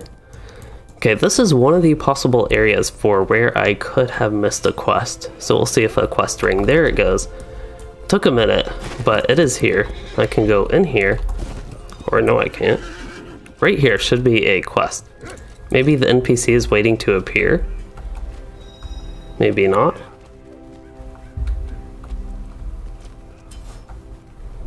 It says Oriat, and I cannot target them. So I'm going to, maybe I should phase in somewhere and see if it's just taking them a while. I can't even click this. I thought you could go on this building. I wonder if I should log out and log back in. But I remember seeing this quest ring icon. It wasn't something I came across before. And also I actually do feel like some stuff is missing here from being here before. I will log out and log back in and see if that helps.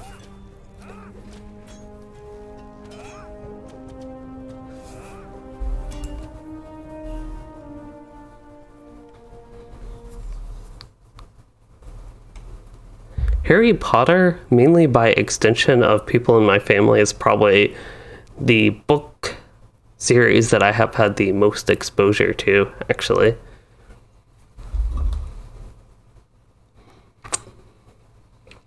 I really am sinking far down into my chair today. I feel like a good gauge. I don't know if it's so much that I'm tired, but just what I'm doing doesn't really have me up in my seat and all attentively focused too much. A good gauge for that is how far down I am in the frame and how much of the map you can actually see up there. I can actually switch to that. How much of the map you can see up there. There's Arnor, but even like Lake Evandem, I think I would usually block that if I'm all the way up in my chair. Then there is, if I'm like way down here, you can see the Shire. We are still loading, by the way. Just got done. Okay, let's see if an NPC pops in. We're looking for this, let's see his name. If it lets me hover over, it actually stays there, Oriat guy. So that's actually the type of thing to look at the LOTRO wiki for.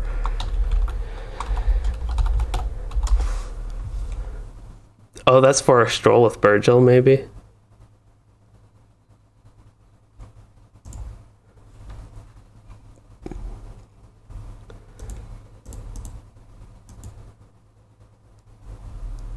Yeah, that's for a stroll with Virgil, objective 6. Which might be actually the next objective I would be on. And by the way, for people that don't know a stroll with Virgil, that has... There may have been like 5 things I had to do, and there are 24 total objectives. So that is why I feel like it would be a waste of time, because how many objectives there are. Actually, I am a little bit closer to done with that than I thought. Hold up. Okay, then I talked to Oriat, then I talked to Virgil, then I'd return to the Tinker, then I talked to Virgil, then I talked to Oriat, then I defeat Oriat, then I talk to Rosary, and then I talk to Virgil, then I go back to the old guest house. So still a lot to do, a whole lot of back and forth. But we are back actually into LOTRO and done reading the LOTRO wiki, but that is what that ring is about. So that NPC would actually phase in due to the quest. It's not some like issue with somebody loading.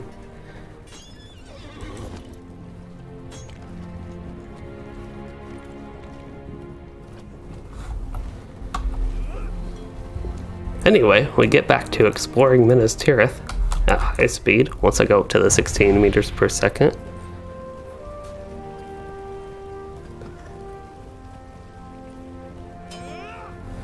I remember back in the day, I feel like I am old enough to remember back in the day with bookstores and that type of stuff, and going to them. We would actually have field trips in elementary school to go to bookstores.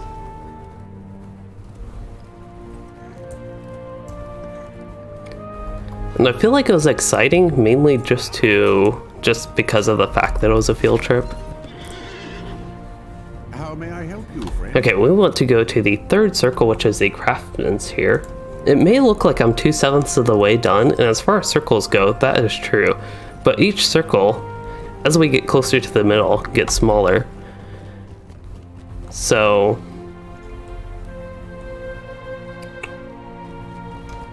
yeah, a little bit more, I guess, progress total as far as total area I have to actually go.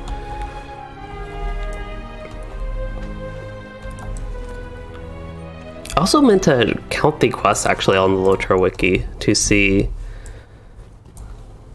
how many Minas Tirith quests there actually are that I could do without reputation. There are repeatables, which I think would count and progress the deed. There are a lot of repeatables actually. It looks like there is one repeatable quest that has 5 quest objectives with it. I'm not familiar with that. Breach in the Darkness. Okay, let's go. Let's actually pick a way to go. There's a quest ring icon right here actually. Let's get off the worst deed. That is being bad. Right here maybe? In this building? Clothier's Fellow Hall? We'll go in here. There's a quest ring icon here at least. There is a quest objective here. Master Clothier. Collect clothing from noble chests. Are the noble chests inside this building? Tirith? I will explore for a minute, just see if I see noble chests here. I'm guessing I will need to head out based on that. Yeah, it looks like I will need to head out for the gathering donations. But that is good. Any more quests I believe is good. But looking at the LOTRO... No, I got sidetracked again. Having a lot of lag once I got in here. It's usually, oddly enough, is when I go indoors in buildings inside Minas Tirith. That is usually what causes issues with a bunch of the skippity lag, and I'll hopefully not have too much of it, but usually it lasts actually. It's like once I go into one of those buildings, I'll get a bunch of the skippity lag, and I really don't know a better way to describe it other than skippity lag, unfortunately. Kind of hitchy, freezy lag. But I feel like skippity is honestly the best way to describe it. But anyway, it seemed like the previous few times we've been in Minas Tirith, that is usually what would actually set off the lag going on. And yeah, Jigsaw, no Beleriand on that map.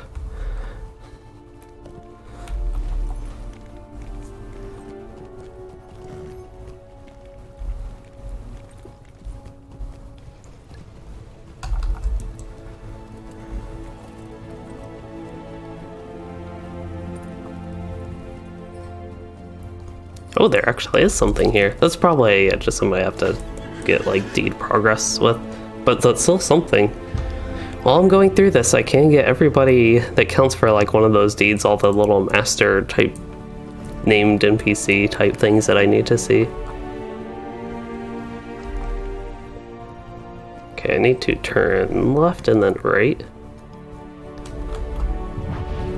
And Jigsaw, I am using the 64-bit client, but looking at the chat, I'm guessing you're talking to Viking and liking it, who says their Minas Tirith crashes their game a lot, and lowering the graphics settings, I wish I could say would help, and it might help. But I would actually have a little bit of concern that it may not actually help, but hopefully it would help you if you do lower the graphics settings, and I would highly recommend to use the 64-bit client. That should... I would suspect that would help a little bit more. But yeah, lowering the graphics settings, there are some things that might help with that.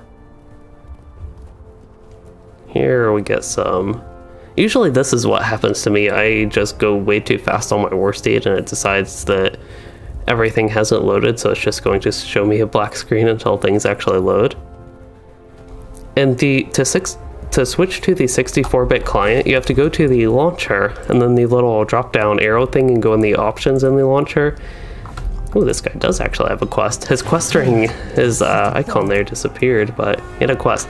Feeding the forge, collect metal scrap on the Pelennor. Oh no. That is something I could have done when I went out to the Pelennor. But I got a couple quests, so feeding the forge, for example, and gathering donations, counting the stores, all 3 of these quests, they're a part of actually the same.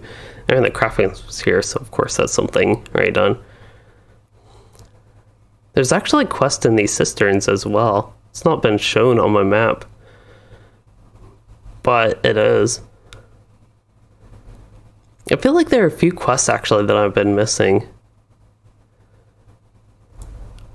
Sabotage in the cisterns. Which could be Kisterns again, I'm not entirely sure.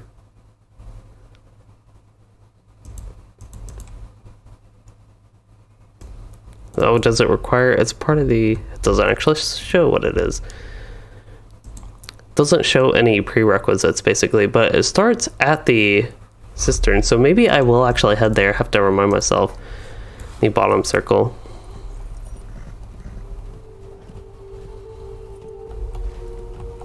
Oh yeah, I wanted to see the clothing from noble chests, I guess, would be at higher tiers rather than the craftsman's tier that I am at right now. But wanted to just make sure if I headed back there that I didn't see anything.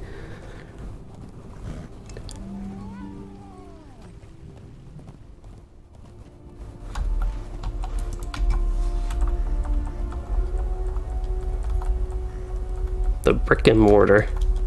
Somebody was talking about brick and mortar. I think it was I Can't Like It with the brick and mortar stores, of course.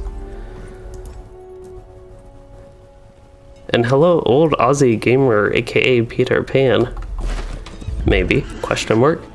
Yes, my worst deed is a very skilled at the drifting, I suppose.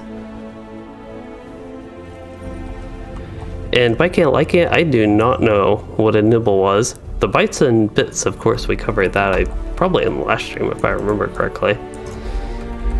But yeah, after using the War Steed for so long, I have just gotten used, I guess, a little bit to controlling it and how it works maybe a little bit to turn it through a kind of crazy place like Minas Tirith.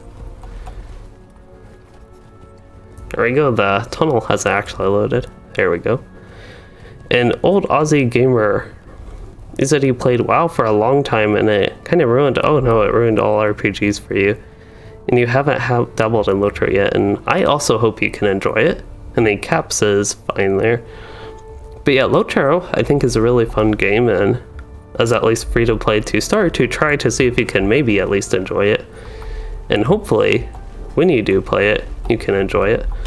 I might actually take the ramp up here because I totally passed the stable master and we can go up. This is when you might actually see the abilities of my War Steed maneuvering go down a little bit. I have to actually remind myself to like turn way early like that. That was probably one of my best turns, like a 90-degree turn like that in such a small area. So a nibble is 4 bits. Yeah, I have never heard that. Time in Minas Tirith. Shame you couldn't see it in better days. So Jigsaw, you've been to Minas Tirith once when they did the invite. Oh, you've been to the Midsummer version of Minas Tirith. The much improved version of Minas Tirith in my opinion. So the Midsummer Minas Tirith, I believe you can get to it some way. I know one way I can get to it. You can show map, it'll probably be Gondor, it'll still be Minas Tirith I would guess. Actually, I don't even see it here. Mordor? It's probably Mordor, yeah, because it's after battle. So this is the Midsummer Minas Tirith map, but one of the big parts of it, good parts of it, is there are only like 5 circles or something like that. There are 4 ramps, maybe 5 ramps. I don't know if that's really a ramp though. It could be an old one. But compared to the current Minas Tirith, they basically combined a couple of the circles. So like this circle, players and craftsmen's here, I feel like is kind of combined a little bit.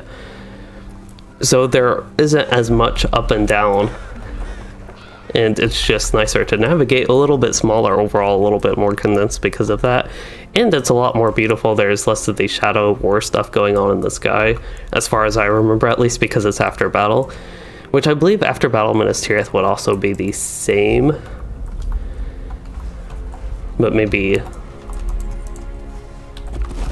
a little bit different in a way. The Blue Theater, I almost feel like I should need to go there for something, but I don't know that I do. Okay, Minas Tirith, make sure all my quests are actually tracked, which they are.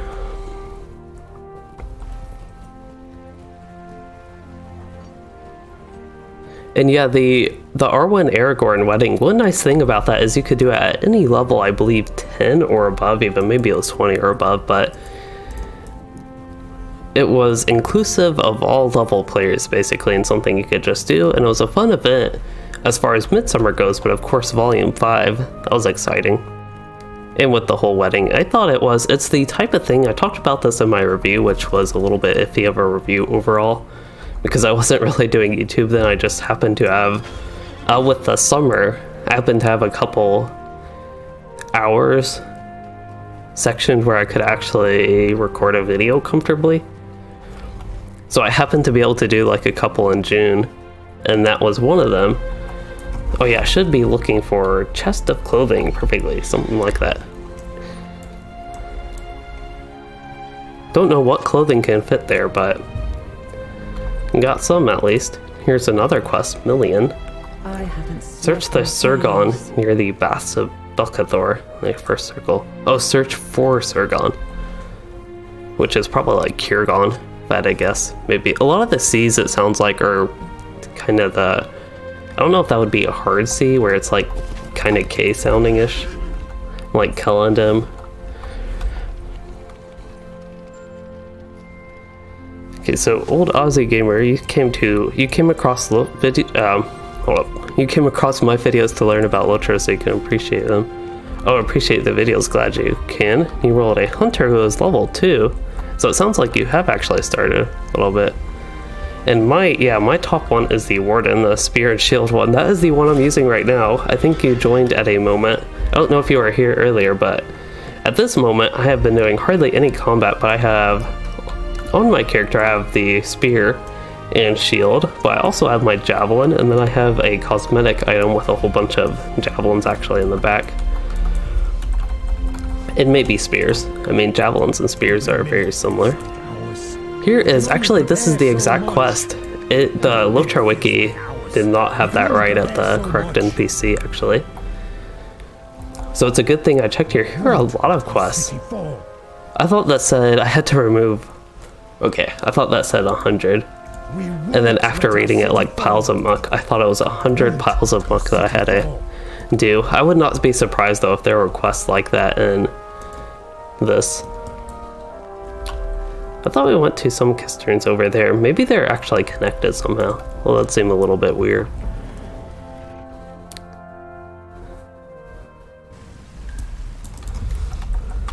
Okay, that takes me to Minas Tirith. Ooh, here are cave livers. Cave lizards. One problem with my mouth being a little bit dry. Here's an enemy. I did not expect this, to be honest. We'll see what this leads to, but this might be the most fun questing we get to. It's going to be laggy if it's like the regular, Minas Tirith buildings, and yes, it is laggy. I'm looking for quest objectives. There's a mushroom. I do need to collect mushrooms, 16 of those, but I am actually excited for these quests. And hello, Benoit, Dimmers. You said you don't remember where you heard, but oh, are there plans to launch a new legendary server? It sounds like the plans for that have basically gone away. So initially, they said they were planning on doing the server and that never happened. I think it was 2020 that they initially said that in their plans. And then it never happened, and then later in 2020, towards the end of it, when they were asked about it, when they started to increase their communication, which was a good thing, they did talk about the planned legendary server that never happened. And it sounded to me like they were just trying to shift away from it and quietly go away from it. Okay, no quest items here. I'm kind of curious. I feel like this is something that could kill me because you randomly die from things like this in LOTRO. Oh, it actually doesn't even let me jump off that. It was probably good. But yeah, it sounds like the plans, they don't really have much plans for that now. And I would guess with the quietness, especially in the producer's letter or something like that, they aren't actually planning on still having that. At first they were saying that they will evaluate and see if they actually want to do that. They have to think about it more, see if it would be fun or whatever.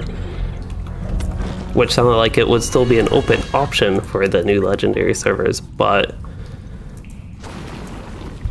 based on the extra quietness after that, I don't really expect them to launch new legendary servers, especially, I think the ones you're referring to specifically is the Eye of Sauron one.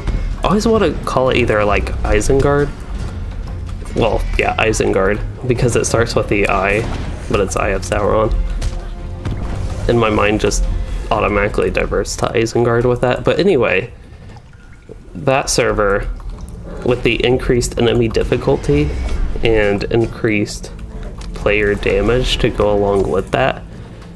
It sounds like they were not sure on that, and basically I'm not entirely sure it would ever happen.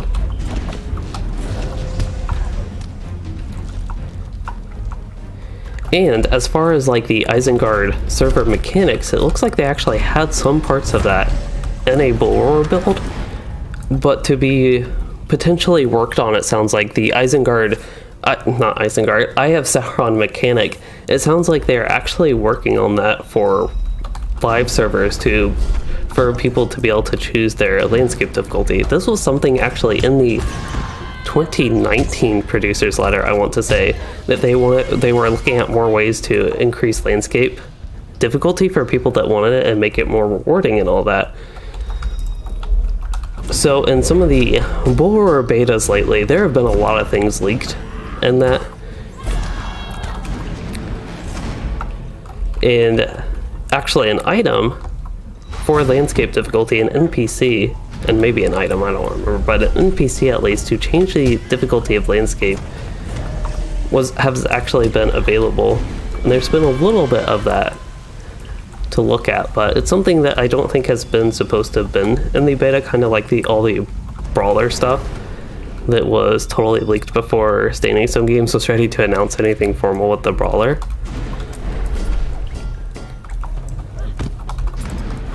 So it's kind of like that, but they haven't said too much official of if it will or will not happen. But I would be excited for that. And with LOTRO, so Benoy, I really don't know with your name. I am not good at pronouncing names, and some things I just really can't tell.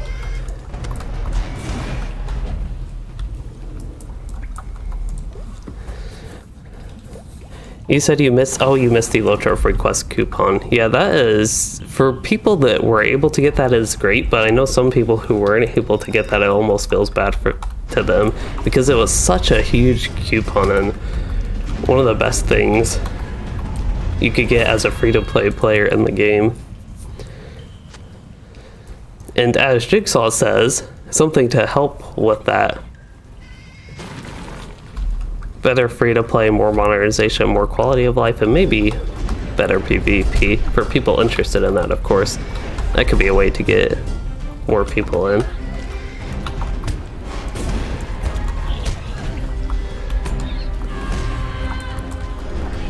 I feel like with LOTRO, their monetization system when they went free-to-play was good compared to other options at the time for free-to-play, but it's not the most consumer friendly, and over time especially, seems like it's not necessarily become less consumer friendly than it used to be, but compared to other games and the steps they have made in like free-to-play, it has definitely gotten relatively less. Wow, I used Warcry twice in a row. That's a game that I don't even want to use, but going a little bit slow here on the Warden.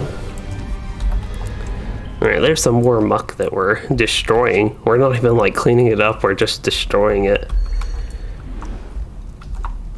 Okay, Benoit. Oh, Benoit. Yeah, that's actually almost look French to me. Again, I'm not really familiar with names at all, but that's why I was saying Benoit and not just Benoit. But it's like, okay, Benoit. And Ben is fine, that works. I know that name a lot better, a lot easier.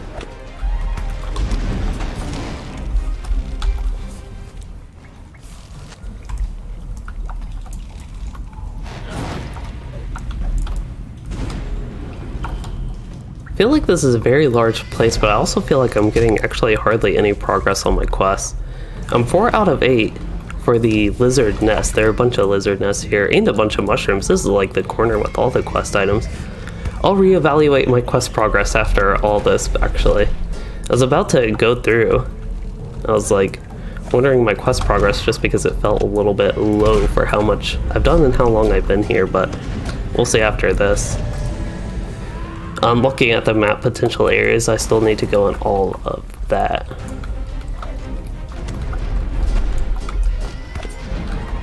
Because right now, Well, I haven't found and defeated any saboteurs, first of all. I don't know if that is in the Kisterns, I'm guessing it is. Also still need 2 of the valve chains, gears, that type of stuff. And yeah, we're moving piles of muck, so I'm like halfway done with that. And the lizard nest, I'm actually making good progress on. The mushrooms, I'm not even halfway done after this, so that's why I feel like there needs to be a lot more. And I have not been up here, I've also not been up there. So we'll see if any of those are options. Oh, so Old Aussie Gamer, it sounds like Denmark. They would charge money per running time of a movie? And yeah, what was something like Lord of the Rings. Wait, I need to go back up here. I think I totally missed the turn I was supposed to take.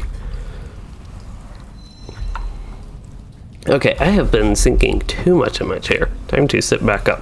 While it's comfortable, at a point I just sink too far down where it actually gets uncomfortable.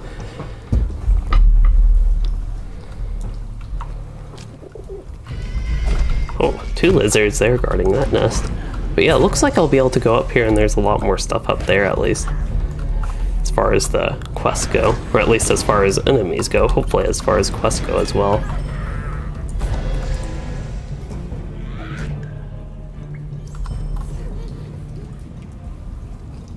Oh yeah, so Biking Like It, you said Cordovan, who does Court of the Rings, said they can support good content with gift codes. Oh yeah, so that's actually something I should probably do more of that. We were talking about Cordovan, the community manager, like reaching out to me and that sort of stuff. But one thing I could do better is reach out to him and see if they have any gift codes. I'm actually thinking something coming up with my channel, which probably isn't coming up all too soon. We already passed a big landmark, I guess, with my channel getting 6,000 subscribers recently, which is a lot. But I am on pace. If people still subscribe to me, actually, this is one worry with my channel, but if people still subscribe to me, oh, here are the orc saboteurs, that is good. I am on pace to get to 7,000 subscribers sometime this year. So maybe I can see if I can get some codes to give away as a celebration for that or something. But as far as subscribers go with my channel, one thing I have been worried about with all the growth I have had on my channel, which is great, but there is a little bit of worry that I've actually had that soon enough, since I basically do LOTRO content, and at least recently, besides the occasional like WoW video or stream and other games, I primarily do LOTRO. So my audience, I feel like, is naturally limited by how many people play and would be interested in LOTRO content, which, wow, this is really a lot larger of a system than I expected. It's pretty nice though. This is the most fun I have had as far as Minas Tirith specifically questing goes. But anyway, with my channel, I feel like at some point my channel might stop growing because I will just have like every LOTRO player that is interested in YouTube videos. At some point I'll reach like a maximum of that, and there will like just not be any more people that would be interested in subscribing. We'll see if that actually happens. Hopefully it doesn't. But that is a concern for my channel, I feel like.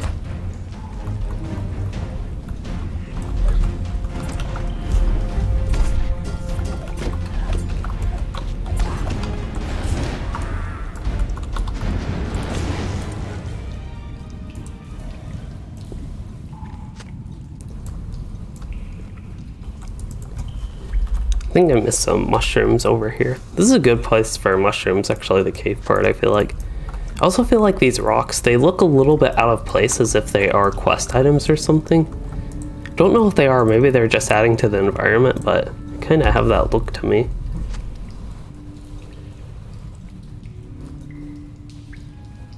Oh, somebody followed me on Twitter. I was getting a bunch of notification lights on my phone, and sometimes I don't notice it, but once I notice it, usually it bothers me. But somebody who was here earlier, Luke, I believe, followed me on Twitter. So my Twitter has been growing lately, but of course compared to my YouTube channel, it's relatively small. But anyway, thanks for the follow if you are still here, Luke. I believe that is the same Luke, based on the name that was here earlier. And yeah, Jigsaw, I would have to branch out to really grow my channel. That is probably true. It's something I've thought about. Like, I think I could almost phase into a general MMO channel, but I just, right now at least, I wouldn't really be too interested in that.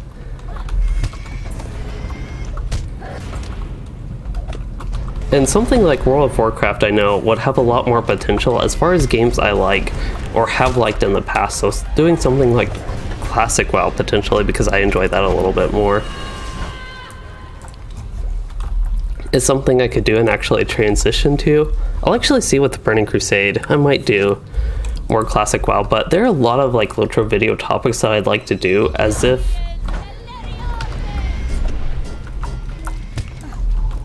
but those type of things are things I basically wouldn't have time for if I focused on another game and really wanted to branch out to grow my channel, basically. On those topics, the ones I'm talking about are like my End Game and LOTRO series, which has one whole part that I did like a few months ago.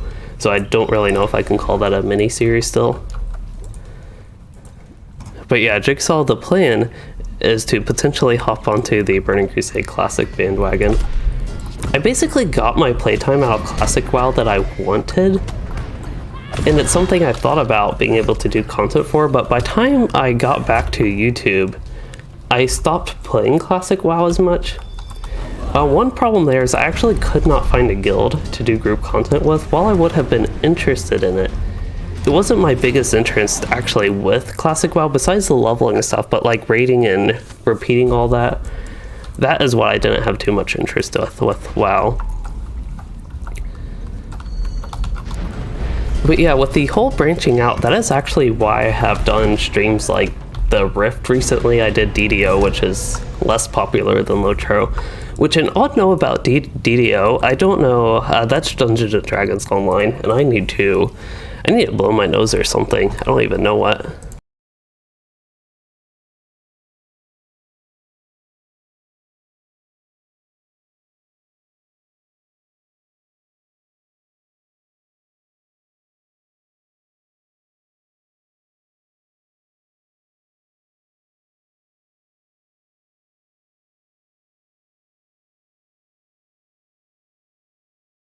Okay, I am back.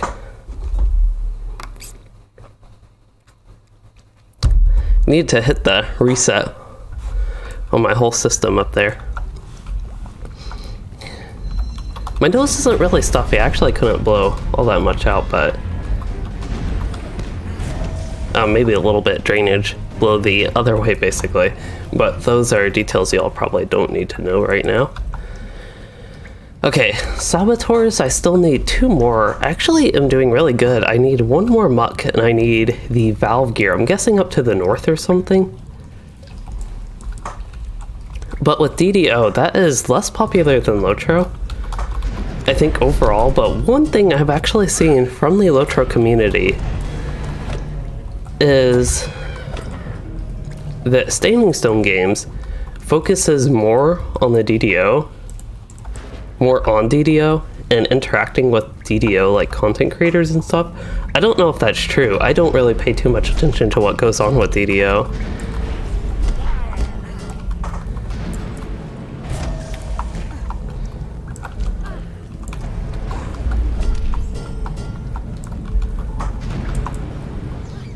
But that is just like a random thing. And yes, I actually agree, Old Aussie Gamer, sometimes streaming can actually wear me out a little bit more than videos. Because in my streams, I like to be active the whole time and do stuff. I know even when I like sink way down in my chair and all that, and may look tired, or if you just like saw me in real life being like that, it may look like I'm all tired or something, but usually that is not the case. Don't try to be like that. And Dogfrog, you commented way earlier that you liked the LI video. I'm glad you liked that. My videos in general have not been doing as well lately, unfortunately. My last 3 videos, I don't know why, they have not done all that relatively well. But hopefully one like the imbued LI, that's probably something not everybody really needs. So as far as like initial views on that, that's probably explains a little bit why that wouldn't be so high, I guess, to start. I think this was near the entrance. Yeah, that's near the entrance. So we'll go this way, see if there's anything. I still need to find the valve gear and the 2 more saboteurs, which I believe will be up here. Now that I know this place a little bit better, I think I can know a little bit where to run and how to navigate a little bit. So Elia, you are here for LOTRO. That is good to know. And that is actually how I am as well, Elia. I don't even know if I play 2 MMOs right now. I play 1 MMO at the moment with LOTRO. Then you say you also, if I did not actually do videos and stream, I would probably be somebody that plays some single player games.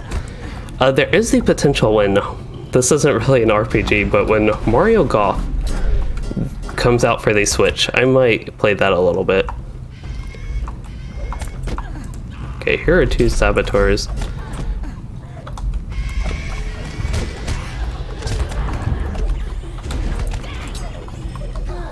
Wow, I'm actually running into dangerous stuff. I was not ready to even look to pay attention to my health, basically. I think they knocked me down and triggered Never Surrender there.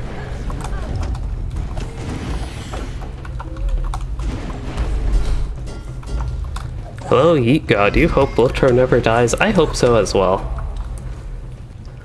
As long as people keep playing and keep paying money, I don't think it will. But if Standing Stone Games does enough stuff to bother enough players, then there could be issues. So you play Star Wars The Old Republic, WoW, and LOTRO. I should probably do a Trying SW Tour stream. I have an account on that. I used to play that a little bit. It's something that I couldn't really stick to. Not quite like Rift. I did not even play it as much as Rift, but almost a little bit similar. And good night, liking and liking it. Thank you for joining the stream and all that chatting and that sort of stuff. Let's see, here are some more Morgul goblins. They really are taking up a lot of my health here. There was no point in using that morale tap. That was not too much needed. Might have helped a little bit with killing them if I put up bleed, but overall that was not a worthy decision to use that. But we have a lot of quest turn-ins, and the really good news is I don't like, this is not the bad news, so to speak, but the good news is it's giving me deed progress. Let me finish that sentence before I start a new one. But I don't like individual like quests or even quest sets paying too much attention. Where are we? We're in Gondor and we're on Old Anorien. With individual quests and individual quest sets, I don't like paying too much attention to like deed progress or something like this, but this is going to be a huge help for this deed. I'm actually very excited to turn in these quests just for that. Okay, I need to find a way out of here, and I think I already found the way out of here.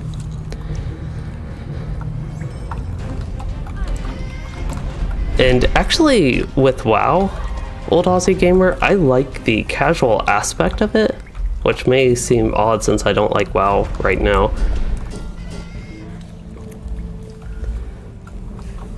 And yeah, I think I would actually fit into the majority there of being casual with WoW when I play and not raiders, but I actually almost feel the opposite. There's a lot of, I think, casual focus, but I actually don't even know where I'm going with this. I don't know, for me, probably has nothing to do with the whole casual versus hardcore, what type of content they're making the game for, or what. I don't even know where that sentence is going either. But with WoW, as a casual player, I feel like I can't enjoy it as much as I used to. It seems like it actually takes more time and dedication, is less casual friendly to me. That is what I mean. And when I say that, I think I speak mostly thinking about... There's a continue quest. Okay, just need to do something there. I say that mostly thinking about the leveling experience in something like Shadowlands and a lot of forced content. Kind of forced, so to speak. Kind of like LOTRO. It sort of forces you to do content like I am doing, even though that was a very fun part of Minas Tirith. Oh, you just have to click that 3 times to prepare it. Okay. Oh, I got a scroll of empowerment for that. Looks like I got a Warden's Hammer of the 3rd Age. As far as stuff to actually do to clean my inventory, let me see my vault. My vault's probably full. It's actually not. Wow. Okay, let's put the Virtue XPs. I'm saving those for April 22nd to 26th, and I think anybody that has the storage space to do so should do that because there's a 20% Virtue bonus weekend coming up April 22nd to 26th again for people that don't know. Okay, bring the mushrooms to the ration chest. Of course it is making me take these somewhere, but I am really happy with all those quests. That is actually huge progress for my Quest of Minas Tirith deed, I think. I thought I did 5 quests total in there, but the deed did not progress that much, unfortunately. But still, with that, I do not have to do the Virgil quest. I should have enough. I have more than 3 quests in here, and assuming they actually progress this, it should not be needed.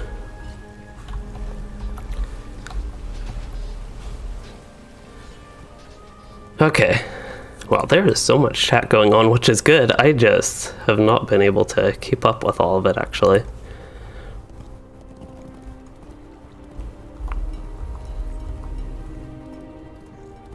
So, Doc Frog, you said way long ago, I don't even know if you're still here, but I did want to get to your question. Yeah, the captain overall has relatively simple rotation, I think, but there are some complex mechanics that take getting down, if that makes sense.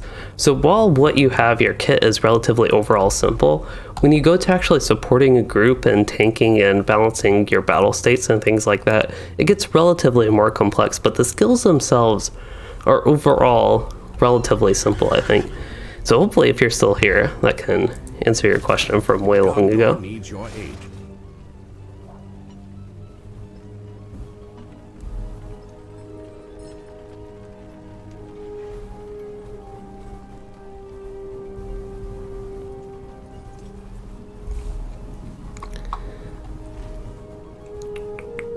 Okay, let's go. I need to collect the clothing, do that. Let me get all these quests back on the tracker. That would actually be a big help. Loan it in the city. Okay.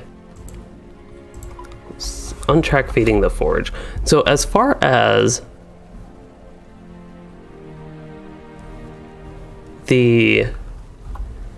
I don't know how to say you can enjoy a game casually and not be really competitive. These are troublesome times. I like being competitive as well, but usually with me it's just like time constraints that I'm like, oh, I don't really have time to focus on being competitive too much.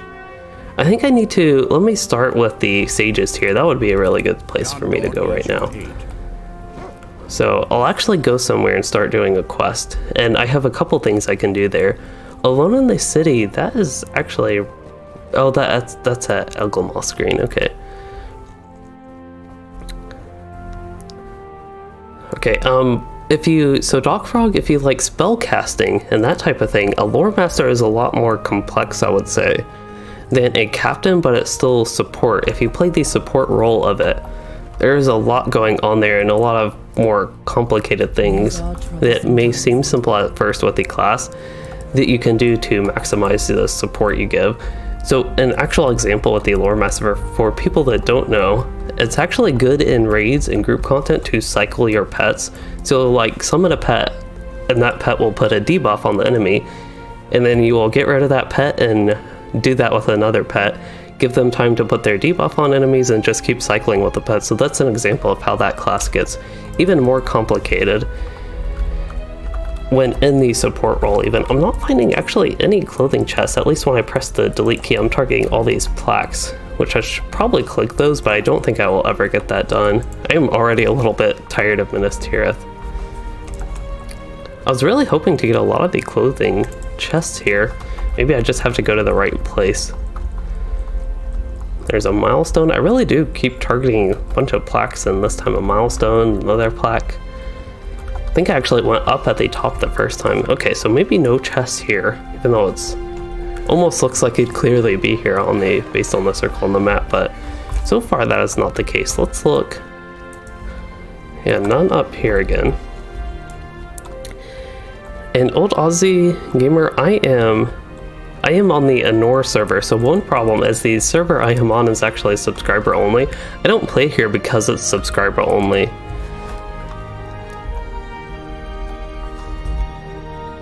But mainly because my kin is here and I just happen to be a subscriber anyway. I play because it's a legendary server, or started playing because it was a legendary server, and then because my kin is here is why I stay playing here. Okay, I have no idea what I'm sitting, okay. Oh, I have to actually listen to the drums, see if we can hear the drums. That's kind of neat, from all the different seats. Okay, so Doc Frog, you with the Lore Master.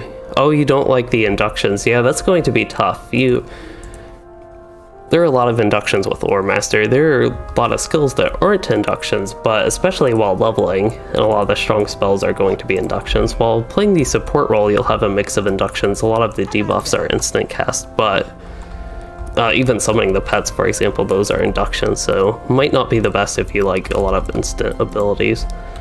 I do think the captain,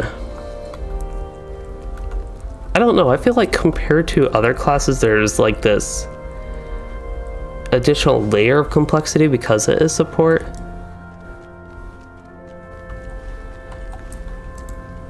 But yeah, the base gameplay with the skill is just trying to think about that more. It's really relatively straightforward, I feel like. I really don't know what these clothing from noble chests, since there are none here. That is gathering donations. Gathering donations, yep, right here. Setting the stage, that is actually 3 locations. There, there, and there. Oh, so we're searching for instruments, okay.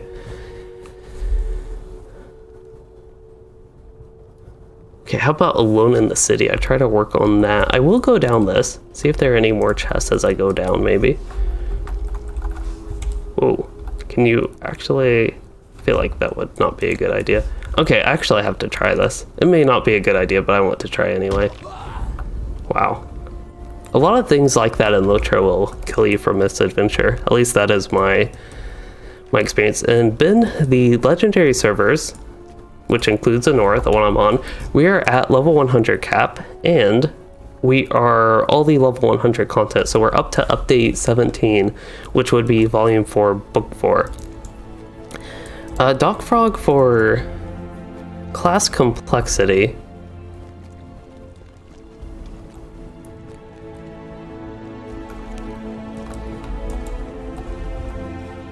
Let's see, what am I looking for? Totally forgot that I'm supposed to be doing quests in game for a minute. There's a chest of clothing. Maybe all the chests of clothing are on this level. Would be kind of nice since I'm here. See a couple right here. But Warden's probably number 1. Burglar maybe number 2. Lore Master maybe number 3. This is very much so maybes on these just because I'm going through this quickly. Let me go to the bottom. Champion, probably the least complex. Minstrel, I feel like my hair, just randomly looking, my hair looks really flat.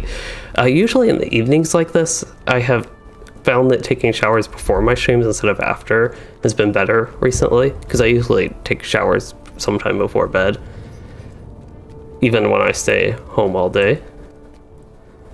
Why am I going up here? I guess my warden wanted some exercise, even though I need to be down here. Maybe slowing me like this would actually be a good thing somehow. There's a chest of clothing. I really do think it's all on the circle. Can I actually jump over this? Well, a lot of things like that are also blocked in LOTRO from even letting me jump, so that was kind of nice. Anyway, yeah, the top 3 I feel like would be Warden, Burglar, and Lore Master. After that, it's a little bit more iffy and maybe dependent on which spec you play. Champion and Hunter I feel like would be the relatively straightforward ones. Of course they all have their intricacies, and especially at the level cap there's weapon swapping and things like that, making sure you get good skill priority, that type of stuff. That I feel like they all have some sort of complexities, but Hunter and Champion are 2 relatively easy ones. Minstrel could be one of the next most difficult, or most complex, not really difficult. So Old Aussie Gamer for Warden. High Elf would probably be best, but if you're just starting out LOTRO, you would have to buy the High Elf, which if you don't want to be a High Elf, that is probably not the best thing to start with. But Elf or Human, both of those could work. If you really want, you can also be a Hobbit, although I personally would never actually play a Hobbit.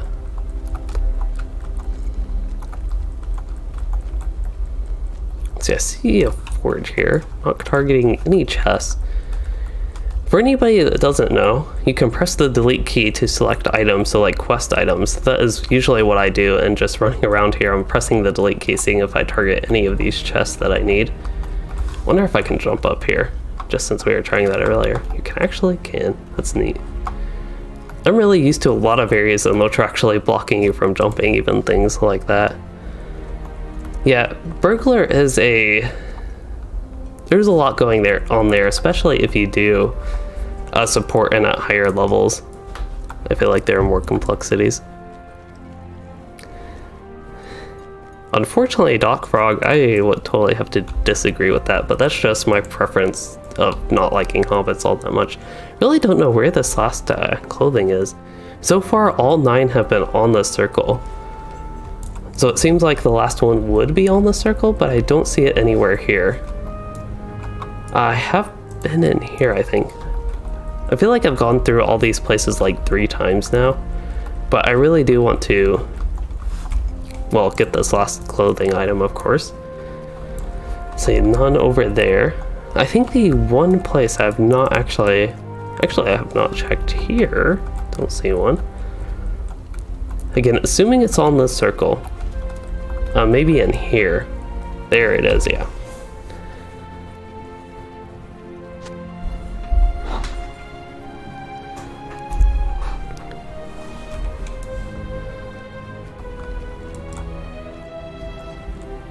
Oh yeah, you could do Y. Actually, I don't think there is a default keybind for Y. I should probably put something there. That's something fairly easy to reach. There was a /yell in LOTRO. You could just have Y bound to yelling. On Pelennor, the Hobbit disrespect is mainly just because I am not a fan of them. It's kind of like gnomes in WoW. And actually with Hobbits, there are a lot of things I like about Hobbits. Or could agree with on Hobbits, like breakfast and second breakfast. Those are important things in eating in general. That much I can agree on with the Hobbit, and the more simple lifestyle maybe that they have, and for some of them the sense of adventure. And Doc Frog, it's actually over 30%. The reason I move so fast is because I have 38% out of combat run speed for being a Warden. It's the $14 US, the $14.99, 15 US dollars a month that would give legendary super access. That's just being a VIP subscriber.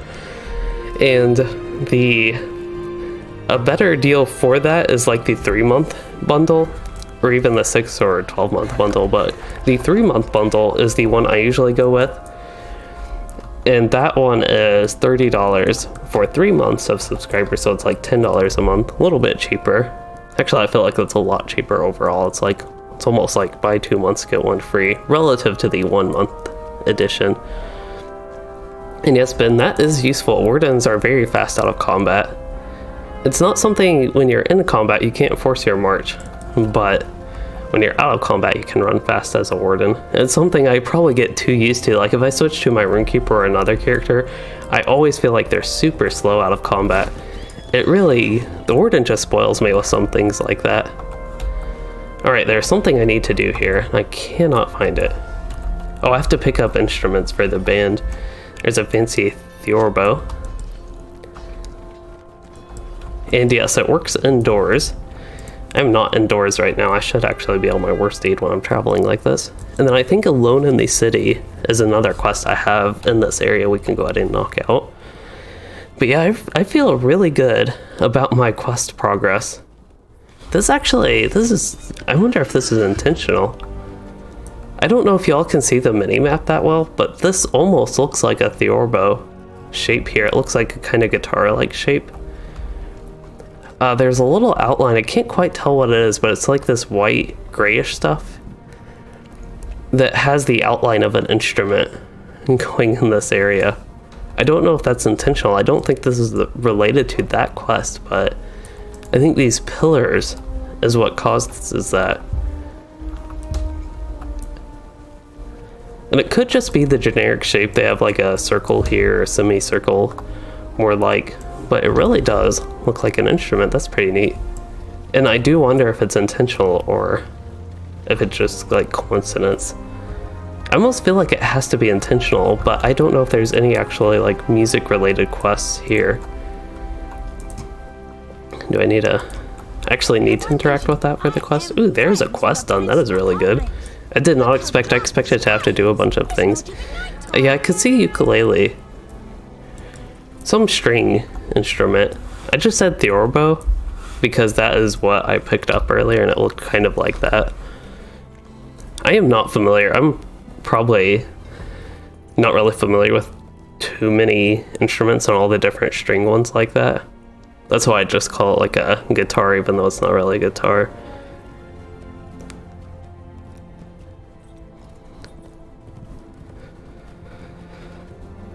And more specifically with the instruments, not sure exactly what the difference is and what they all look like.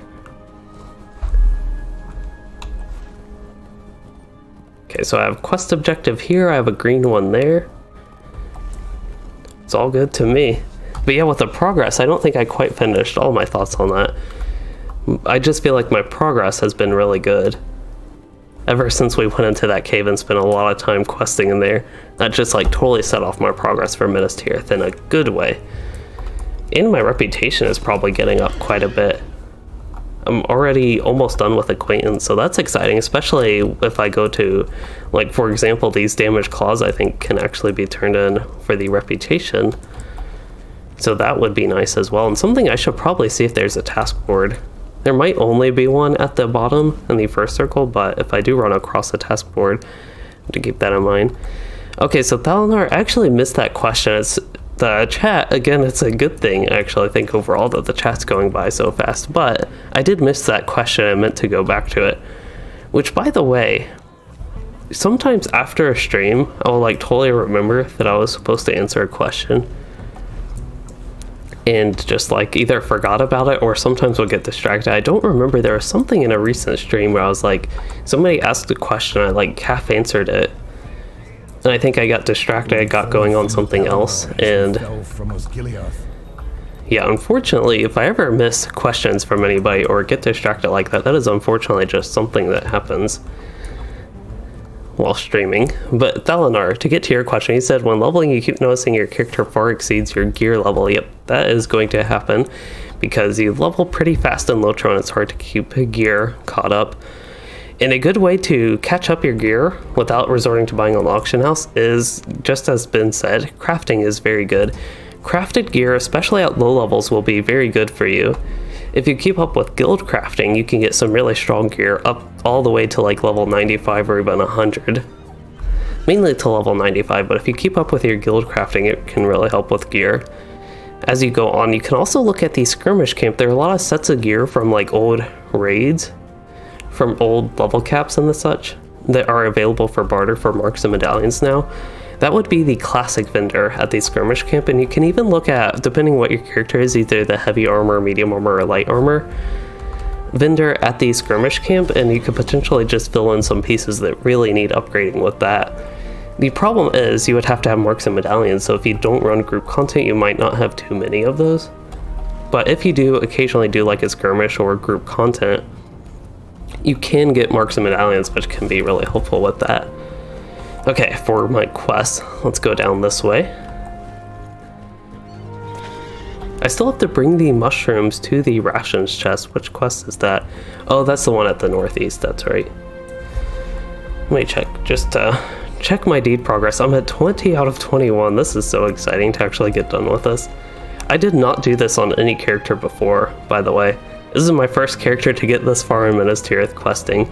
And I think if I got to that Tirith place, then that might have been different from my previous characters, but I am excited. And Alaya, so LOTRO in the future, Harad, Khan, Rune, map gaps. There's so many possibilities. I'd honestly be excited for any of those. I am not familiar in the Lord of the Rings lore what Harad, Khan, or Rune are like. I will say I have heard Harad is desert-like, so that would be interesting to see a desert in LOTRO, especially if it's like sand dune type desert with full of sand, of course. Okay, so what I might do, let's see, I have the mushrooms way down there. I need to go to the first circle anyway. I don't want to do too many quests because I just want to get out of here while I'm actually enjoying what I'm doing running around in Minas Tirith, oddly enough. I don't want to stay in here too long because it's something I will just hate Minas Tirith more than I should. If I stay in here too long, I probably will get bored. It's probably the reason I'm probably having so much fun just running around in Minas Tirith right now is because of the stream chat, so I really do appreciate that. Helps me enjoy LOTRO, I think, with what I'm doing right now. Oh, and Pelennor, also instances. You can get, I guess that's not a consistent way to get certain pieces, but you can run instances, and that's a place you can get some gear, at least. If you do enjoy group content and can find stuff to do that on level.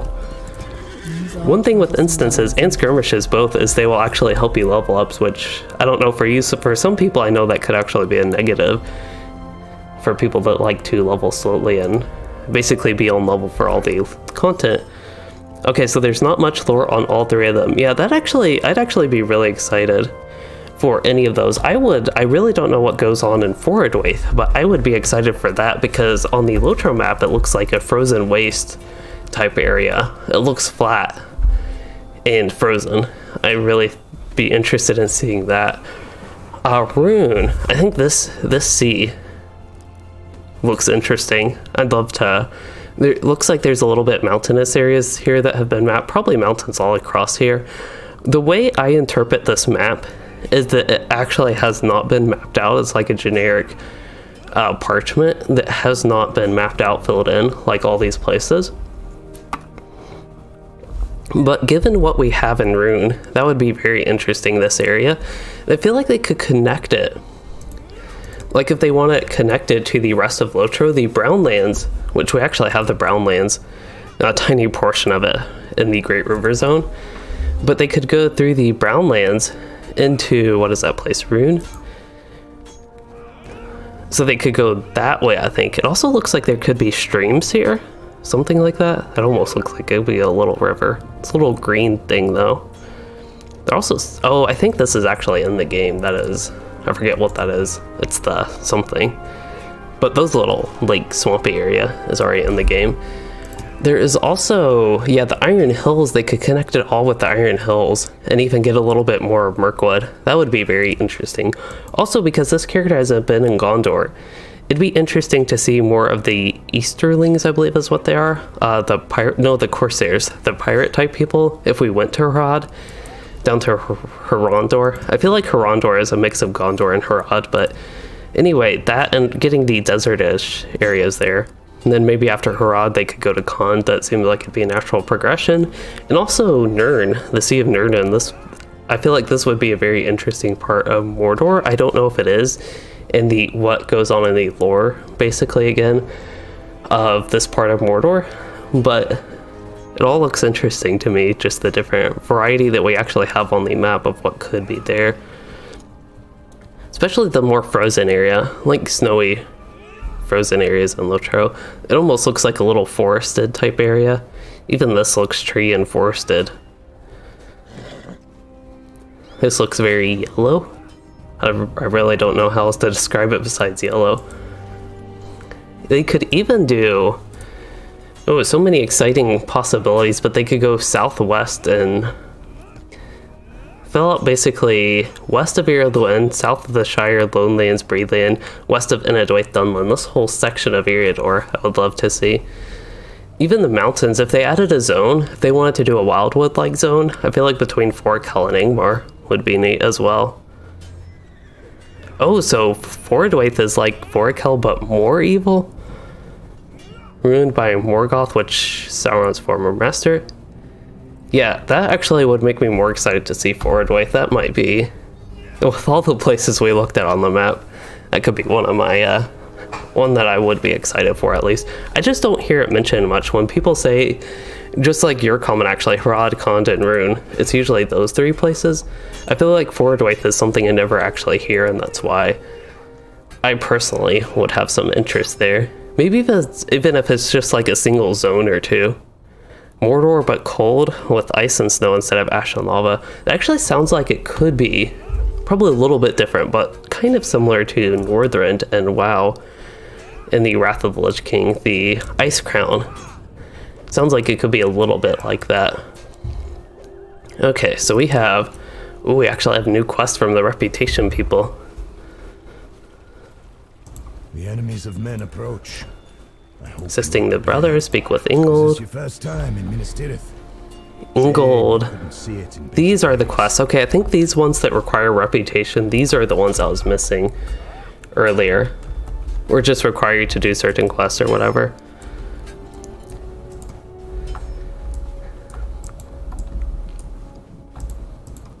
Let's see. Tasks. That is what I need to do. I totally got off task. This will be my way of getting back on task. Damage claws. We have a lot of damage claws from those lizards. Also, it helps, like, for me, looking at the map and just exploring possibilities. I really like maps, which is why I like that thing behind me. Okay, a task at hand. Oh, I completed a task at hand. I guess I didn't do quite the full 5 one of these days. Damage claws. Might as well keep doing this, as many as I can do. Well, I thought I already did 5. My task limit should be 5 as far as I know. Okay, I am at 5 now. Yeah, Forward Way, I could definitely see that for some people is...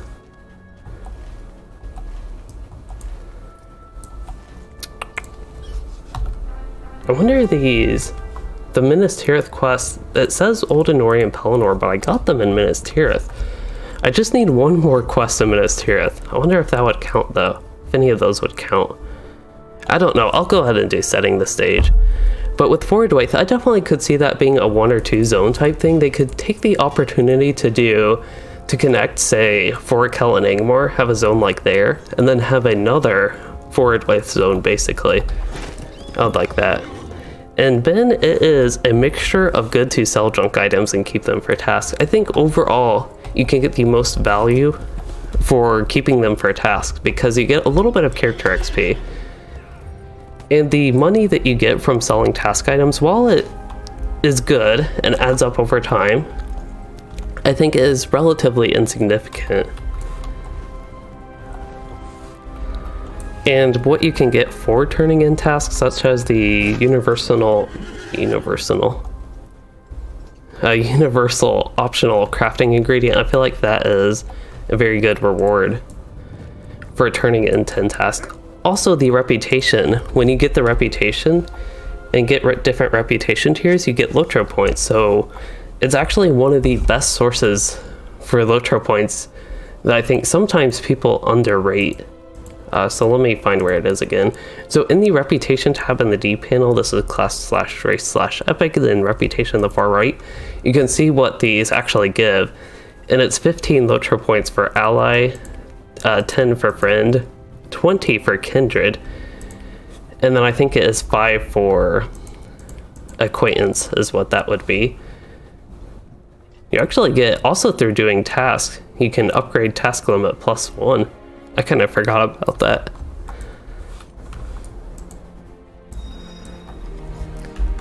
Okay, so I need to search for one more instrument, then I have some NPC doing something here. I really hope that's probably the Virgil thing. I need to filter Virgil in. Yeah.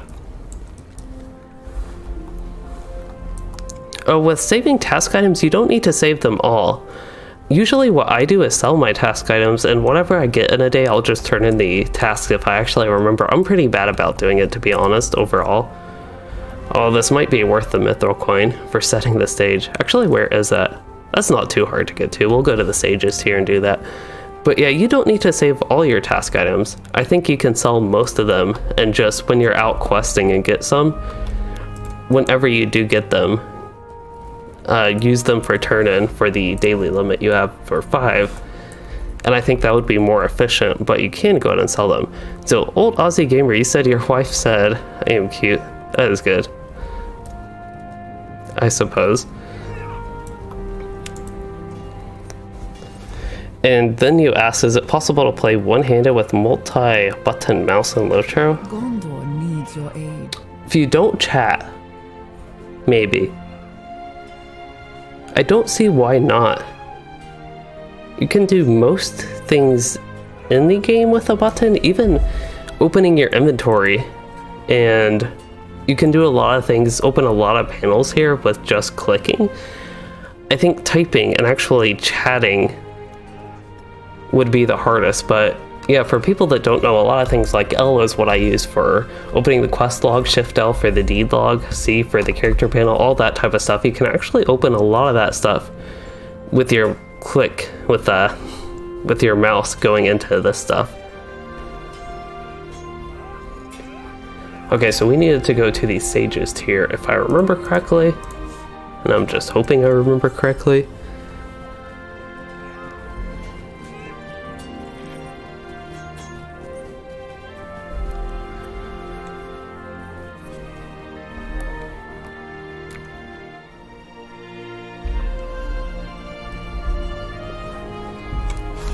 I am bending my back too much, actually. That's actually one reason I like to lean back in my chairs. It keeps me from, like, hunching all over, which I don't like to do. So a lot of people do like LOTRO add-ons. But yes, LOTRO has add-ons. They're called plugins. They are not quite as grand, I would say. I don't feel like that's a great word. So there are some limitations with add-ons with LOTRO, with plugins. So not a lot are quite... Ooh, I could get one of these. I don't know that I'll do that. But getting one of those titles... This would actually be a quest reward if I was interested in one of these titles. If you are a musician in LOTRO, then I feel like this would be a quest you want to do just to get these titles. You have to be level 100, though a lot of the musicians, the little ones that play, are often lower level, but not all of them. I feel like these would be good titles if you play in a LOTRO band with the whole music system. But anyway, we got done with the quest of Minas Tirith. That is the biggest achievement just about any of my characters have done, to get 21 Minas Tirith quests done. That is crazy. I feel like that was a bigger accomplishment than soloing the tier 1 version, at least, of Naruhel. And yeah, as Ben said, LOTRO interface is the website with plugins. I personally do not use any plugins, basically. I do have combat analysis, so if I do plugins load combat analysis, that is basically a DPS meter like add-on, but it is a personal one. With LOTRO, you can't actually measure other people's DPS in your group like with WoW add-ons like Recount or something. So that's what this is. And that is the only one that I actually have that I could even load. Then you can unload it if I don't want it. I always mess up typing that, yeah. Did I type it wrong again? Oh, Combata. Wait. Plugins unload, combat. I think I typed it right the second time.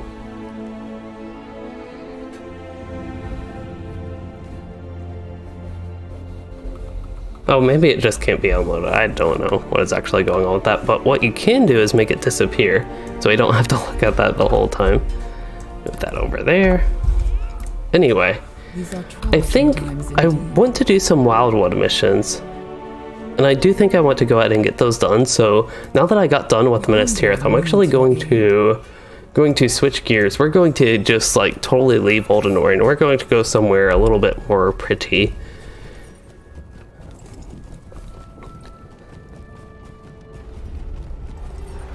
Yeah, a lot of people use buff bars. There are a ton of plugins that I know people find useful that I just don't personally use. Buff bars is a big one that people use. That I do know. There are also some there's some alts tracker that tracks what items you have and I think money, that type of stuff for alts. There's, as Doc Frog mentioned, daily tasks and travel window. Not as familiar with those two. There is also a trait point tracker that I think a lot of people use and find helpful because there are a lot of things with trait points that I am personally not a fan of with how you get trait points, and there's a lot of various sources, so it can be a little bit tough if you're not all familiar how that works or don't even remember what your character did and you're missing trait points. That is a lot of the content I am doing right now is actually for trait points, which I need to spend a few of mine. It looks like we can get deep wounds, which was fixed, I believe, in update 29. So it's a little bit more exciting for this character. We're going to go to Trestle Bridge. This character, I actually am going to log on my hunter. Looks like I'm having a lot of lag anyway, probably unloading Minas Tirith. At least that's what I like to call this lag. Whenever I lag after leaving Minas Tirith like this, I don't know if it's actually the case, but it really does feel like Minas Tirith is unloading. So it's like causing me lag to just get rid of Minas Tirith. Oh, so daily task also lists what rep you can get with them. Oh yeah, you can go to a homestead. That's actually something I forget about, Dog Frog, which is a good tip. The homesteads, they all have I think all of the task boards. So you can get the reputation of your choice and see what task items. Here we have LOTRO client 64 not responding. That is, we'll be back in a minute. We have black screen. You'll get to see, oh no, even that is going blurry. Okay, well I should be back in LOTRO in a couple minutes and I'll try to fix the webcam blurriness. We're going to deactivate, then we're going to activate, and then hopefully that will get back in focus. And then we should have LOTRO coming up actually now.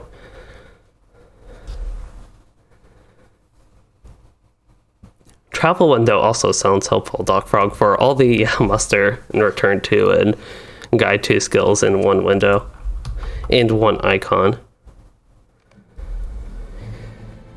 It sounds like, okay, so I want to go to my hunter and I should be able to send my hunter's reputation items to my warden, but I don't know that I actually have any of these items on this hunter. That would be the one problem I could run into. And with my hunter, I actually forgot there's still a lot of stuff I need to do in Wildwood, mainly deeds, and I can do more repeatable quests, so I can actually funnel the reputation stuff to my warden again, for example, so my warden can get a muster in Trestle Bridge. Even my other characters, I could go so far as grinding reputation on my hunter to send the reputation stuff to my warden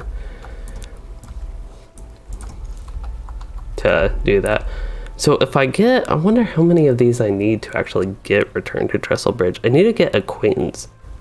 Basically just logging in the hunter. That is enough to know that I can't do this. My hunter actually has a lot of missions already completed, ready for turn in. Wonder if I should go ahead and do that. I don't think I'll do the weekly on this hunter. But yeah, this is my hunter, the one that's going through Wildwood. But I will switch back to the warden. But yeah, it's actually good that I logged back into the hunter because that reminded me a lot of the fun stuff I had planned for the hunter. I've just been having fun getting so much progress. I feel like I've just gotten tons of progress on the warden that I might as well keep that train going and just get more and more progress and actually get stuff done that I kind of need in air quotes. I really like being able to do these quotes too much with the needing to get stuff done on the warden basically.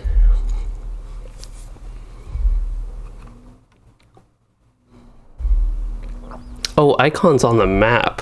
That is what it was with travel window. I actually missed that very important part of the word. So Rivendell, you could click on Rivendell and it will take you there. That's neat. How can I be of service? What do you need? There's also sequence bars, I think is one some people use. You can basically put your rotation of skills in sequence bars, and you just like click one icon and it'll keep changing for whatever sequence you have. So a lot of people do that with building gambits with wardens, I think. Okay, we are going to Trestlebridge. Very nice to actually go back to Trestlebridge, have a reason to go back to Trestlebridge on a character like this. I feel like we aren't doing that dangerous of stuff. I can remove my character's helmet. And Ben, to edit my bag, there's a slider on the right. So you have yours as 5, it sounds like. So this is maybe what your bag looks like, which would be, ooh, that'd be very rough. Actually, you can put your bag like right there. Some people might like that. I don't like that. But this slider is how you do that. You can go that wide, it looks like. Just kidding. Wow. Okay, I need to see how wide this can get. You can go the full screen width. I could actually see the appeal of somebody putting their bag up here like this and just having it basically permanently there. Anyway, I have to get this back to where I had it and how I had it. Okay, I think I was on that one. Well, that seems... there. Moving it there, that actually works. Try to make it as skinny as possible for whatever rows, just so it's taking up as little space as possible. That's what I like. So a lot of people... for some user interface, and for people that don't know, control backslash is how you can move stuff around. A lot of people, for example, put their health bars for their character like right here where you're actually doing stuff. But I really like my stuff out of the way, as much out of the way as possible. So that's why I have basically everything on my interface way in the corners and taking up small amounts of space. I will say the chat box, that's probably something I could actually go a little bit smaller. Could actually go something like that just to match my face cam, actually. Probably do something like that, actually. The chat box, make it a little bit smaller. I'll try that. I'll try to get used to that. We need to free up some space there. Even though the corners, as far as places I actually pay attention to on the screen, usually it's not the corners and the edges. Also really like that it's daylight. This is so nice compared to Minas Tirith and Old Anorien. It's a very nice break. Even War of Three Peaks, a lot of that was indoors. So not much bright daylight outdoor stuff.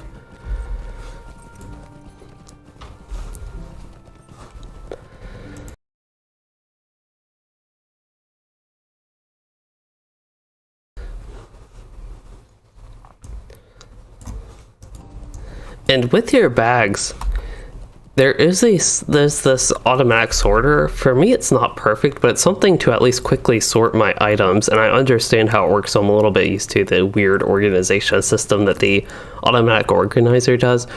But it is the down arrow here next to the lock button, next to the search. Sometimes I actually have to use the search, so like for the subscriber town services, I will somehow often miss that in my inventory and don't know where it goes, but right now, of course, I see it, but that's something that I actually sometimes frequently have to use this search for. Is this for a stroll with Virgil? I actually want to filter that quest just so I never hear from him again. But at this moment, I will not. Oh yeah, we didn't look, or we did look. This is the guild stuff. My Runekeeper is, I think, nearly maxed on the guild. I might actually get this. This could be useful for this Warden. Let me see my reputation. I have some bonus reputation. Let me see my guild, though. Crafting guild, I mean, of course. Let's see, this would be another one useful for me to search, so I'll search Woodworker. I am master of the guild, so yeah, I actually want to use this rep accelerator with that.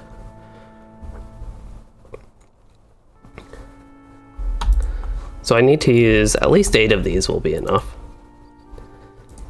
And that got rid of all of that, and I got 20,000 reputation, so that's actually useful if you need guild rep. That was from the missions weekly, by the way, for anybody that doesn't know. The weekly to do 15 or 45 missions or whatever. And after Lonelands, there are a couple places you can go. It depends what level you are. I actually find it very fun to go straight from Lonelands to Trollshaws. Trollshaws does start at level 35, but for example, on my Hunter, I started at level 31, which I think you could get that from Lonelands. And that just allowed for an underleveled experience, and then basically by the time I got to the end of the zone, I was actually ahead of the levels, I think, that the zone had, which would be above level 40. So that is one place, but next, level-wise, if you want to go, like, say you consider Lonelands like 20 to 30, Evandem would be 30 to 40. And that's actually a little bit roughly. I think Attack on Caught is what I need to do. So, just like with War of Three Peaks, I do want to try to do the missions, the Wildwood, the ones I have not done. So Attack on Caught would be a good one.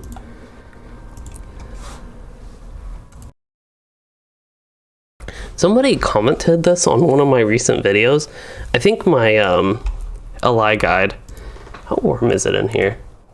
Okay, it's 65 degrees in my apartment. It was like 62-ish before the stream, which might sound cold, but that was because I had the windows open to cool it off before the stream.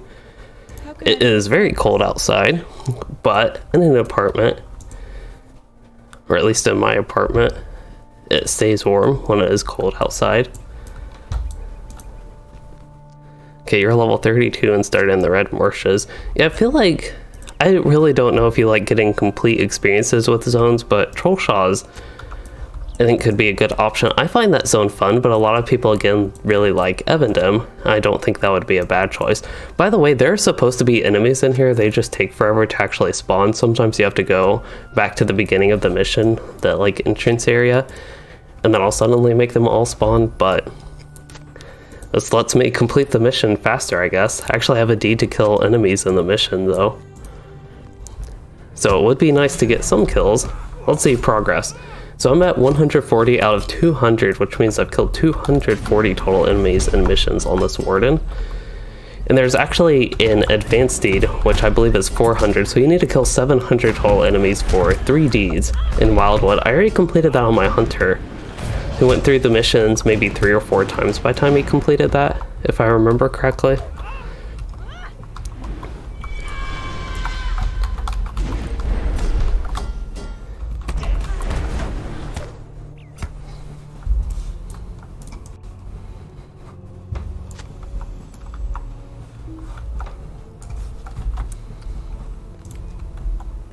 Wonder, I doubt any of this stuff would count for Breland Adventure. That is one deed that I would like to get done on this Warden. I might somehow actually go back questing. I think I could actually do Great Barrow. That's something, after this mission I might actually test that. What's a good Great Barrow to run really quickly? Sambrog is good to run quickly. I don't know if I could solo that. I might see, is there anybody in on my kin? Nobody. Nobody that's like would run Sambrog basically with me. Oh, Dockfrog, you find Trollshaws boring aesthetically? I really like Trollshaws, even the visuals there. And Evandem is travel heavy. I feel like that is one thing with it. I really like Evandem. I really like both zones. I like all the Eriador zones. That's probably a better way to put it. Evandem and Trollshaws I feel like are a bit hard to compare, even though they do cover similar level ranges at least. But yeah, I think those are the 2 main options for your zones. There is North Downs, but you're mostly above level for that. North Downs is a little bit weird. I think it's like 24, maybe even 22 nowadays. I don't remember what the first quest is anymore, but that goes up to the low 30s, just like Lonelands. I think Lonelands is technically 21, I think now, to 32 as far as level goes. The LOTRO wiki is usually good, but with zone levels, I think an issue. At least with some lists, it might not be the LOTRO wiki specifically. It's just the LOTRO wiki is a great resource for a lot of things, so I could recommend that for checking some of the levels for zones, but from what I remember, a lot of them are listed based on all quests there, so sometimes they're like book quests or level 50 quests, for example, that run through Evandem, even though the zone does not go up to level 50 actually. So I don't remember the point of that, but basically that is one thing if you see some lists with zones like that. That could be a potential issue. So I still need 2 more stolen goods. Oh yeah, they're in the towers, that's right. Ben, yes, VIP unlocks quest packs for the duration of the sub. And buying quest packs with LOTRO points unlocks it permanently for all characters. That is true. So, since I am a subscriber, I actually don't own basically any quest pack. Actually, I used the free LOTRO quest coupon way back in the day. Or way back in the day, but whenever it came out, I used that. So even if I do drop my VIP, I actually have a lot of the quest packs now. But before that, since I was a subscriber, I of course never purchased the quest packs on their own. Let me see, a Looming Collapse, I'm guessing that's the one I need. I accidentally said that's a one, but it made me think of Mario like right away. Mario as in the game character, which is probably obvious. Okay, so what am I doing? I always do, on this Warden, I really like Assault on Trestle Bridge and the Trestle Bridge Ambush. Both of those are very fun missions. But as far as what I need to do for the deed, I think doing a Looming Collapse would be good to get done. These missions, the ones I haven't done on this character, are usually the longer ones. I enjoy them. They just take a little bit longer. So that's why I would opt to do some of the other ones. I also find the other ones, again, like the Trestle Bridge ones, very fun. Hello, Vulgar TG. I am doing pretty good. You said you haven't been able to catch the last few streams. Sounds like you've been busy with work. That is unfortunate. The last few streams, I've mostly done Warden stuff actually in Gondor. I've been making a ton of progress. And that's kind of why I kept going with the Warden, just because I've been making so much progress, I felt like just continuing to make a ton of progress with Gondor. So I have just recently with the Warden, I think it's actually good to summarize my progress. I did Central Gondor, which gave me 4 trait points, which is good. I did all the Gondor roving threats with my kin. And all the warbands, so that's kind of 3 things, even though I did them at the same time. And then I started Minas Tirith and Old Anorien. I also did Ashes and Stars, that's another big thing I got done, and got a trait point for that. I also have been doing a lot of missions, so I haven't made too much progress as far as like finishing things with missions. I did finish the 15 missions weekly, and I'm getting close, I think a little bit over halfway done with the 45 missions weekly, which I expect to finish that next week as far as this Warden goes, assuming I actually keep playing this Warden. And then as far as my LIs go, I've actually just naturally through doing mainly missions, I've been getting the scrolls and stuff that I need. I've actually leveled them both up to the max.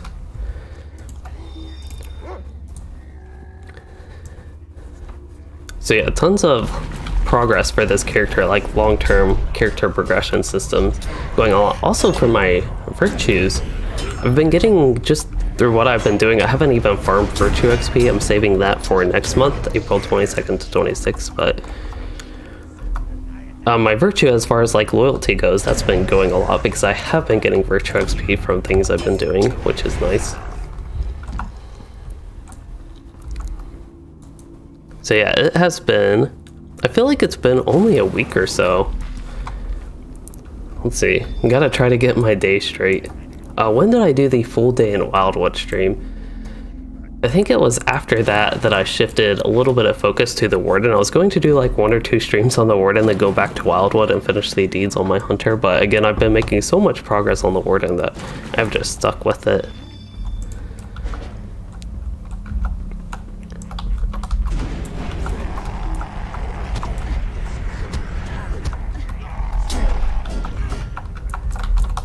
Okay, that should clear out quite a few enemies for me to get these quest items. Have a little bit of gathering focus for a few minutes. Or a few minutes. I hope it would not actually take me a few minutes, but a few moments maybe be a better way to call that. Oh, all these powder crates, these are actually, I already have a lot of these, so I can't even get all that many. I just need sappers now. So there are a couple sappers, it looks like, up here. But I need to filter. I'm still, with all this stuff filtered, I'm still getting third ages that I don't want.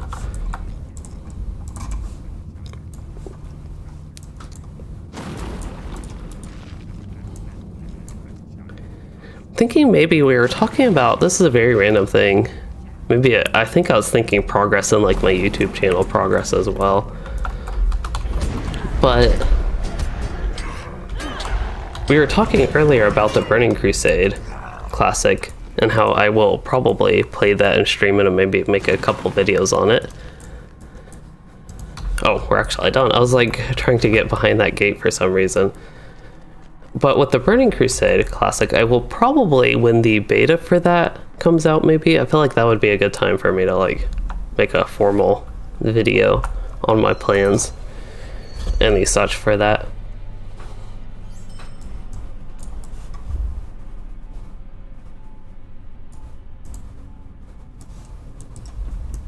Oh, I can just leave.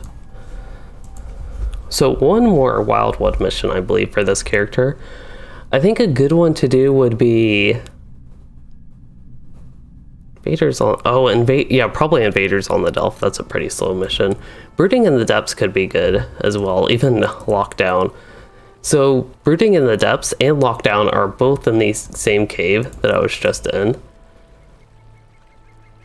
But I think, at this point, maybe getting Invaders on the Delph done as one of the longer missions.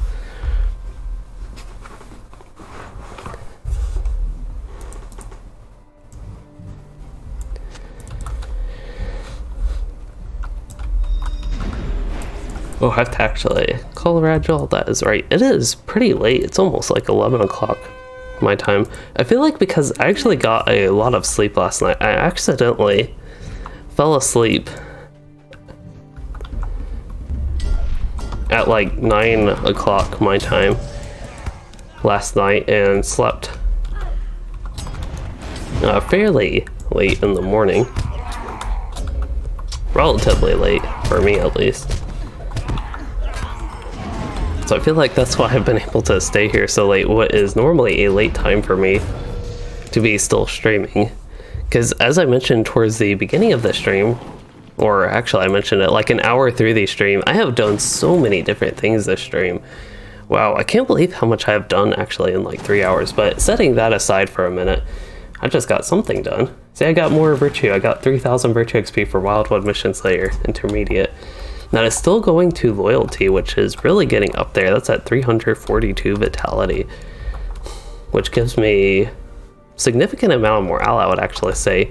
Warden, I believe, they have done stuff to update vitality and just stats in general and how they've worked pretty frequently, it seems like. I feel like maybe for a year or so, they have finally settled on something that somewhat works, maybe.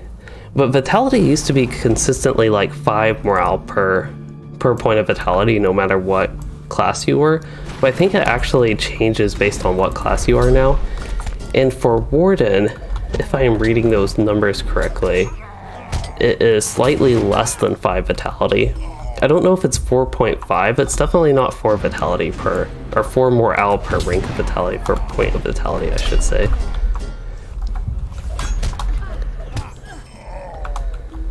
Nate Ryan, I would highly recommend saving motes of enchantment for legendary item boosts. I would max out as far as your allies you can with the motes and not use it on level 115 gear. And that's actually something you can do starting at level 100. Now I will say, if you have your allies maxed out and don't plan to level any alts and get imbued allies on them, maybe for you that would... you would have other options to spend motes of enchantment on, which then you could do gear. You could do level 115 gear, which I know that can be helpful, especially depending what quests you do.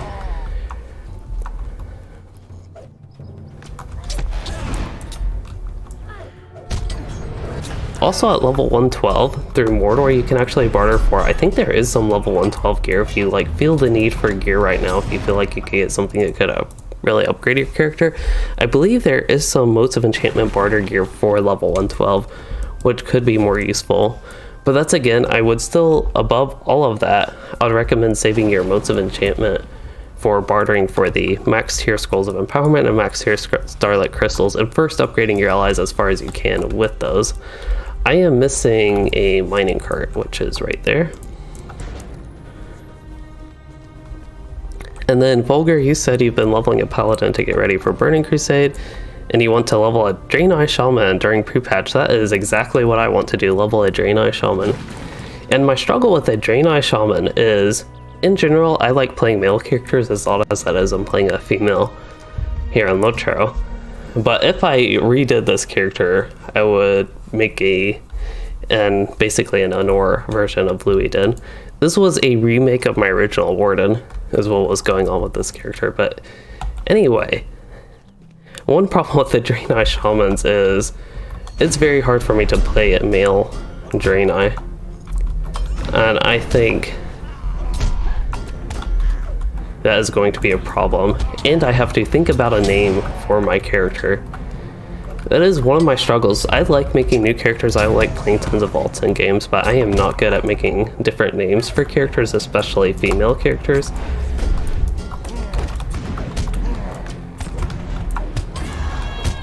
So I will have to see when we actually get to that, but that is a random concern I have as far as wanting to make a Draenei Shaman. Not even sure if it was worth me casting Range Resounding Challenge. I could have actually let the NPC be useful for a little bit. There is Dockfrog, yeah.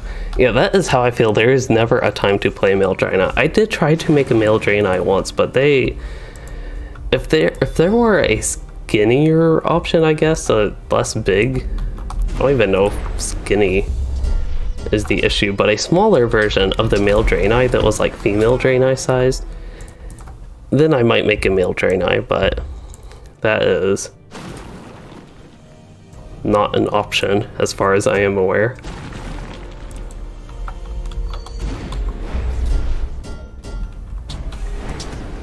I really want to use this on that enemy I was hitting, but it would have been too much overkill. Could save it for something more useful like all these enemies.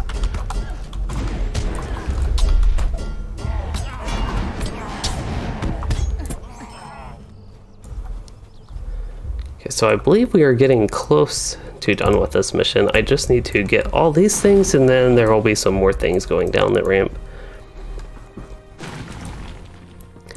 And as far as like versus, I think you can play a Dwarf Shaman as far as I know in Burning Crusade.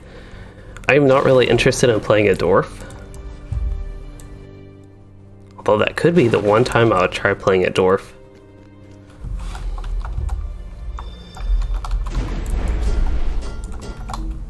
I have tried playing a Dwarf, seriously playing a Dwarf, I mean, one time in LOTRO. And I did not like it at all. I don't mind dwarves as like a race or anything, or other people playing dwarves. A little bit unlike hobbits, I just don't really like hobbits too much. Even though, again, I can agree with some of the ideas of hobbits, I still, unfortunately, don't like them all too much. But what was I going on about? Yeah, I tried playing a dwarf during the PvP server, the competitive dating server, which Bombadil, that was the name of that server, but I absolutely could not stand playing a dwarf even for like 2 minutes. Now, I do have one dwarf in LOTRO on Landreval, I believe, that is called Why Is Every Username Taken, something like that, because every name I tried to make it, every username was taken, or every name is taken, so somehow that name worked. And I believe what happens is in LOTRO it says the name is taken if it just like gets caught in whatever their filters. I don't remember what I was trying to name that character, why that happened. It was probably some sort of pun that the game did not like, would be my guess. But that character is so old I really don't remember. Okay, so we got done with the Wildwood missions. I got done with the weekly, so I got 10 Breland wood marks, which basically got me nothing. I really don't know why I wanted to do that weekly, but I did. That got me 1 quest of the Wildwood. If I do that weekly 30 times, I'll do that, because I probably won't quest in the Wildwood on this character. There's no motivation to really do that for this character. I do have 2 more Wildwood things to do to get 2,000 Virtue XP, but for this character, for my Marks of the Wildwood, these things, or Breland wood marks, I mean, I wonder what I would get, because my hunter will get a lot of the cosmetic stuff. I'm actually curious, the Warden Earring of Agility, the level 100 version, that's a lot of physical mastery. Now, I know my other earring has a lot of physical mastery, but it's also a lot of finesse. And I, at this moment, need that finesse, and if I get that finesse, I could actually shuffle a couple other pieces of gear away from finesse. The only issue, one issue, that I can see, is we're getting level 105 relatively soon on the server, so by the time I get that, it'll probably already be time to replace it. Now, the weightless earring of the High Elves, I don't really care about this character's XP. In this level range, you just like basically level up doing stuff, so XP is really, for me, XP is basically irrelevant after level 95, especially when the cap is level 100, as we have on the server. More specifically, I mean that. So I wouldn't mind losing that XP boost when we get to 105 on the server. Might find it useful in Mordor, I don't know. I'm going to try to do all the Mordor content. I don't know that will happen, but that's something I'm going to try to do. So of course, if I do that, XP probably won't matter.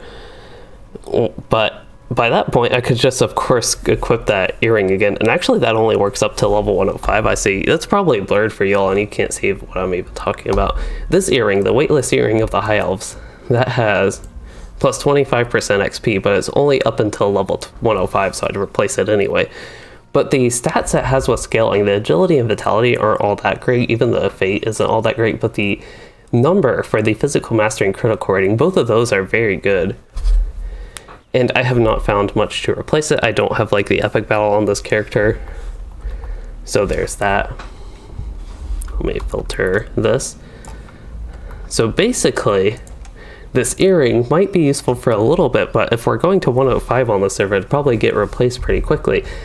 And at that point, maybe, depending what my hunter is able to barter for, maybe this Warden could actually barter for something else, is the short version of what I was trying to go through there. I do want to check my reputation. Am I still boosting that? I still am. Abalaka. I have a lot of kindred reputations. I've probably gotten a ton of whatever it's called, a ton of LOTRO points from all this reputation I've done on this character, considering you get 5, 10, 15 plus 20. So you get 50 reputation for going from neutral to kindred. Or you get 50 LOTRO points, that is, from going neutral to kindred. So that's a lot of LOTRO points, basically, from all those kindred reputations.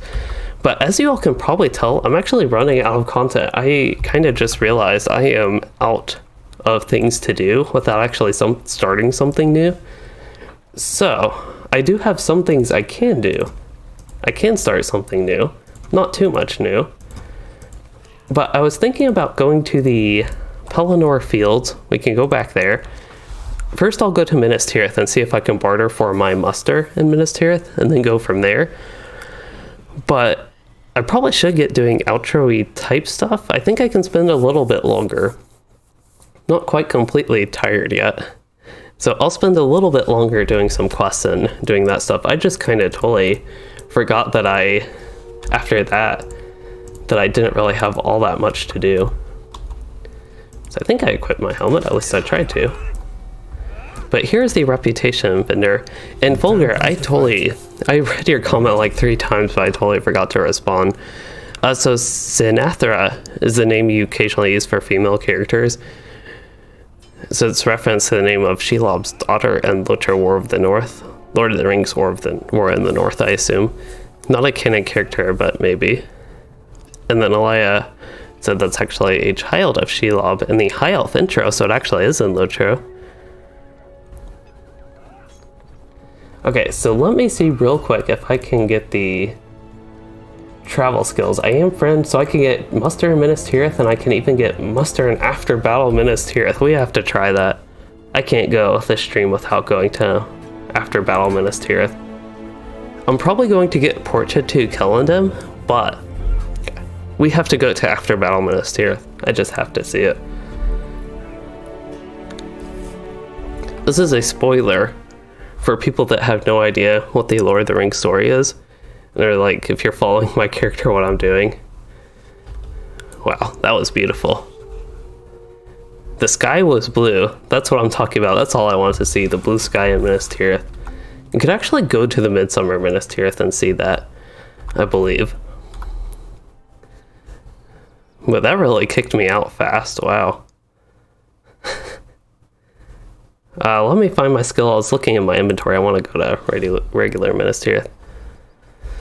And then Doc Frog, you asked, what is important for your trade skill if you choose on your character? There is nothing too important. Most things that you would need a specific trade skill for, you can actually have somebody else craft for you. So the vocations are what they are called in LOTRO. And then the individual crafts, professions, I guess, is maybe what they're called. And then I think just getting one that can be generally useful for your character is good. I often recommend actually Explorer. That's something that is for all light and medium armor characters a good option. This character is a woodsman because I like woodworker for my warden. I already have an explorer or a tailor. But all my alts are actually explorers that don't do like main crafting, because gathering, you can do all the gathering with that. Okay, let's go back to this vendor. I just wanted to go to after battle. I believe the vendor's right here-ish. We'll see if stuff loads as I float. I really need to take this character to a barber and change her face. She always looks bored. Probably because just standing in Minas Tirith and falling like this is boring. But she really does just have that face of looking bored to me all the time. Which is not what I want in my characters. Okay, so I could get pile of poplar wood. Probably don't want anything like that. I would rather essence/travel. Okay, don't want that. Wonder why the... Oh, for kindred, okay. Housing consumables? I really wonder what would be best to get from this. The relics is a small possibility. Cosmetic weapons. That is Battle Shield of the Mark. Don't like that. At least for a warden, I don't like. I'm not a fan of these cosmetic weapons. I could see the barbed blade, some people liking that, but I'm not a big fan of that, especially for a warden. A lot of small maps, housing items. Could see a lot of people liking those housing items as well. Crafting. I wonder if crafting would be the best use for me for that. What was the other one? I thought I saw something... Housing. There's essence. Okay, I probably don't want any of that other stuff. Okay, so... what next for this character? Possibilities are... Gondor needs your aid. I would say neither endless nor limited. I don't know. I really don't know what was going on there, but as far as my quests go, that is what we can track. That's right, Pelennor. Pelennor. There's Pelennor. So I need to... I don't think I would want to do Southern Gate. I don't want to get started on that. Actually, all I have to do... Oh, I really do need to go to the Southern Gate for a lot of stuff, but I will go to the Northern Gate. I think that would be, at the moment, the most useful for me.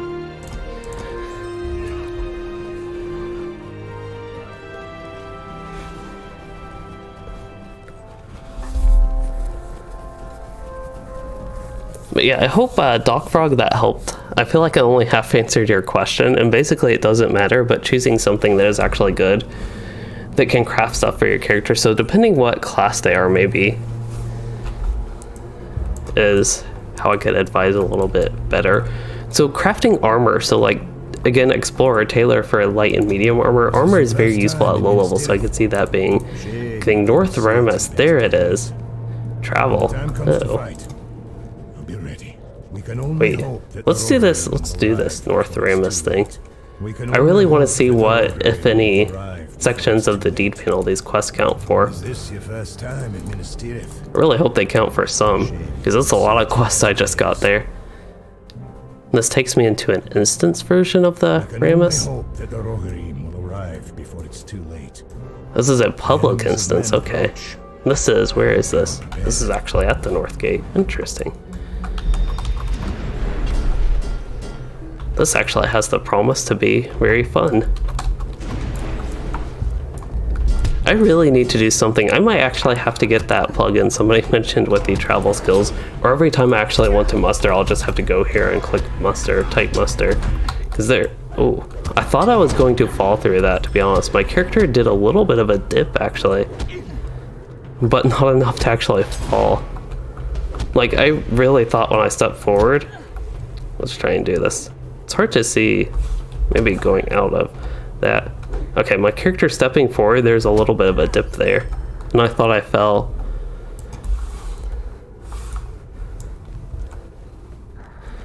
Hello, Botond Hajos? Hajos? I really don't know. So you've got a dilemma. You have 3,500 LOTRO points, which is roughly what I have actually. But you recently returned player and you've only ever played up to Moria. So, getting the $60 bundle with the available options in LOTRO would be the best deal. I would ask real quick what level your character is, and if you're already ready for Moria, because there is the potential, this is something I do not know, and it's no guarantee, but LOTRO's anniversary is coming up, and they often do sales during events like that, and you could potentially... There could potentially be a sell on something like the $60 bundle. But in general, I think the $60 bundle is probably going to give you the best value and be the most efficient way to get the expansions, especially compared to LOTRO points using those. Even if you already have 3,500 LOTRO points, if you want to get all the expansions that are included in the $60 bundle, it would end up still costing you more, I believe. At least as far as what I remember what the cost and the cost of the expansions, especially Helm's Deep, which is like 42.95 LOTRO points or something ridiculous like that in the LOTRO store. So even that alone would cost quite a lot as far as LOTRO points go. But if you can, the anniversary event is coming up towards the end of April.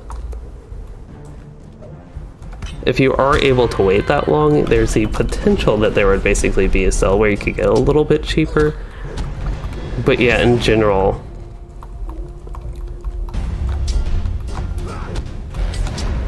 I do believe the $60 bundle, that one is more efficient. Okay, so it sounds like you're currently working on crafting alts, so not in a huge rush. Yeah, I of course can't advise specifically for how much you'd maybe be willing to spend on LOTRO or your financial situation with that, but that is, I think, what you could get the best value from. Looks like I need to destroy a bunch of supplies. I guess I can't actually get those on the gate. I might have to drop down. I would guess there's some more. See a lot of NPCs down there, probably some items I need. Okay, let's see. I actually need to look in the deed panel, see what that helps with. I really hope it helps with something at least.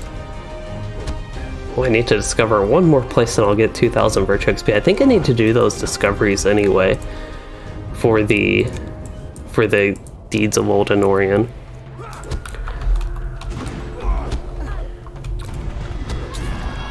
I don't think I need to do all the plaques, but what I am trying to look at is Quests of Pelennor, if that is what this is advancing. So I'm at 5 out of 22 for Quests of Pelennor.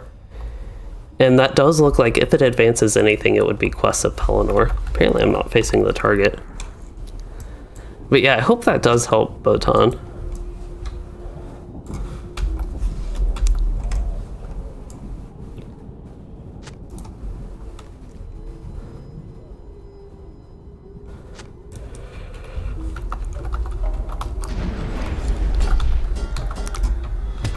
Okay, I think that was actually a yawn of sleepiness, so we have reached that point 3.5 hours into the stream when it is 11 my time. Again, it's just, I guess I'm having enough fun somehow here.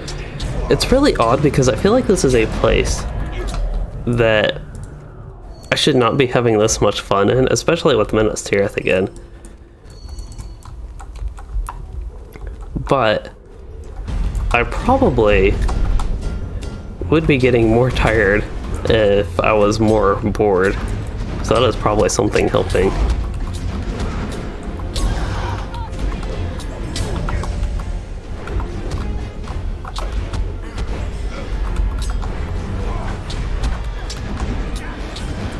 That actually has a kind of long animation, the Javelin of Virtue, I think is what that's called. It's Spear of Virtue, but the ranged version, so that's why I think it's Javelin of Virtue.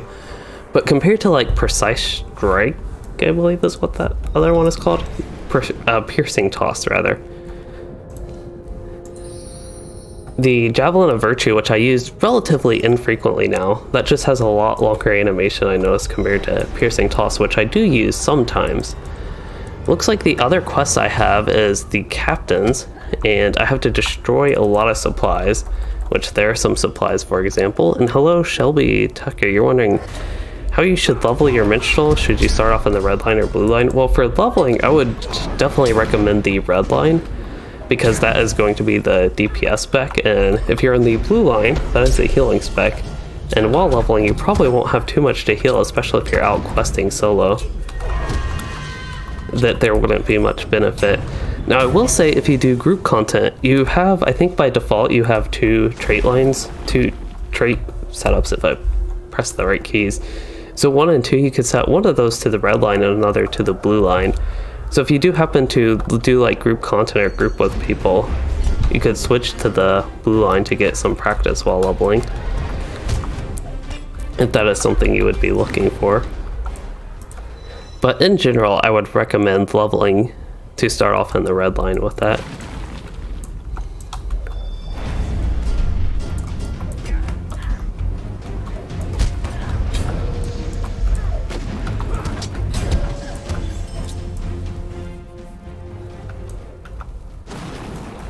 I really want to round up all these enemies. I'll slow down my quest progress for a little bit, but then I will just be able to grab all the quest items. It's the more fun style anyway to me. I do have to, once again, it's the bleeds that are getting to me with these enemies, which means I have to actually put up Never Surrender.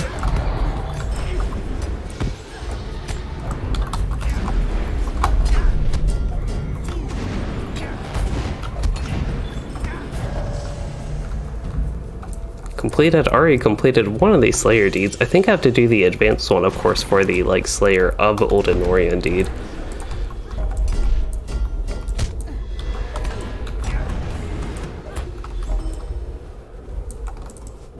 I have no idea how he got on top of the barricades, but at first he was confused in the anti-exploit mode, but seemed to snap out of it in a few moments.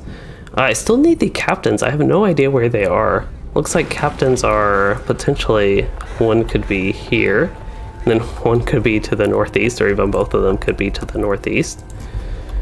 I really did not get that many supplies. I guess I have one more, but I was hoping there would be a little bit more supplies around.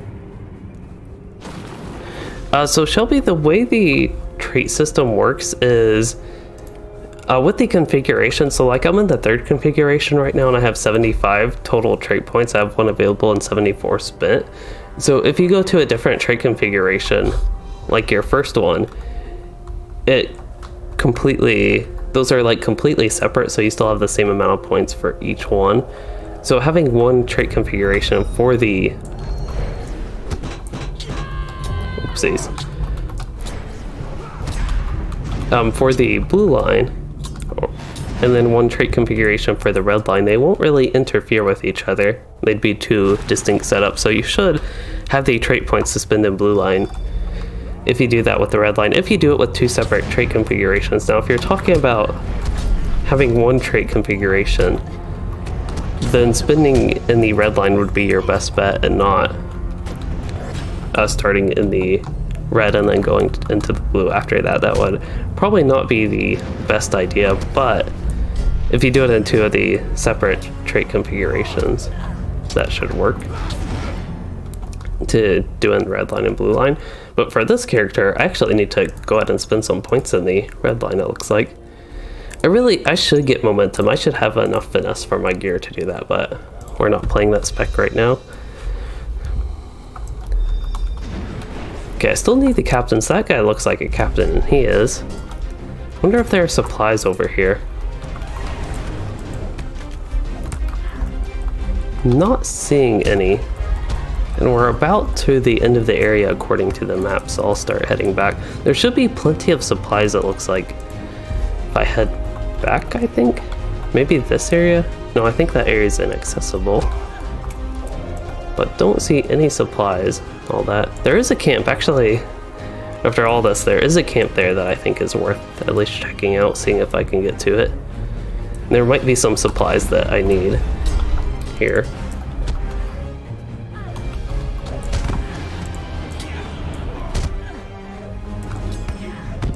Oh, I got. That was kind of a little bit, oops, messed that up. That was an odd time to get seize the moment, but definitely helped. I do have to be careful with my morale. I'm just hoping to get, I'm going to use a potion. Actually, I died before I could even use a potion. I should not have died there. But I needed to remove my bleeds. That is a big thing that is, I think, hurting me in this area. See, they're all doing inductions, and if I had to guess, those are, yeah, they're going to bleed me once again. I did not get my potion off. I really shouldn't have died. If I shouldn't have died the first time, I really shouldn't have died the second time. I'm already, oh no, I actually did not want to leave. I did not know that would make me leave. I was just trying to jump off, but that was the instance portal.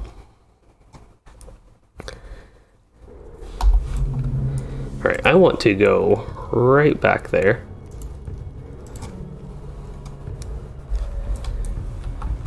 Alright, we'll settle these Suhalar.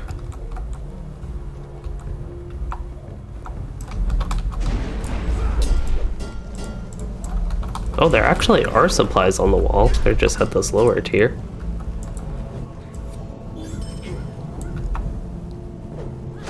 Oh, I partially evaded that so it still let me pick up the supplies. I still need to defeat 2 captains actually. I somehow never defeated the 1 captain. Let's start going this way and see if there are any captains. I know I still need supplies, but it seems like there might be some good things with the quest, even some supplies as I head up this way. Okay, there is a captain here. Just need to make sure I actually kill him this time. I believe this area, yeah, it is barricaded off for the actual instance as well. Also did not realize this is a public instance, so I guess it's different than a regular instance. The enemies actually do run away if you get too far away from them. Okay, got 1 captain down, and I know where the other captain was, so we can just run straight there. There should also be some supplies where I am running. I'll just have to make sure when I pull enemies that I actually hit them properly with my dots this time, and that should take care of issues. Also, actually removing my bleeds and using the potion early enough. All that should help me survive. That is stuff that I need to do anyway. Here's actually the captain. That is stuff I need. I wonder if he ran away if I got too far from him then. That's what happened, but as far as staying, oh, he actually, oh my unerring strike basically missed, it looked like. So I will not actually revise my strategy of pulling all these enemies, because this is something, again, that I should be able to do. Just gotta remove these bleeds as they start coming, and then use my potion early if I need it, but really hitting them with the range resounding challenge to start should be a big help there. Okay, that was much better. Here's this captain once again. We can just kill him twice for fun.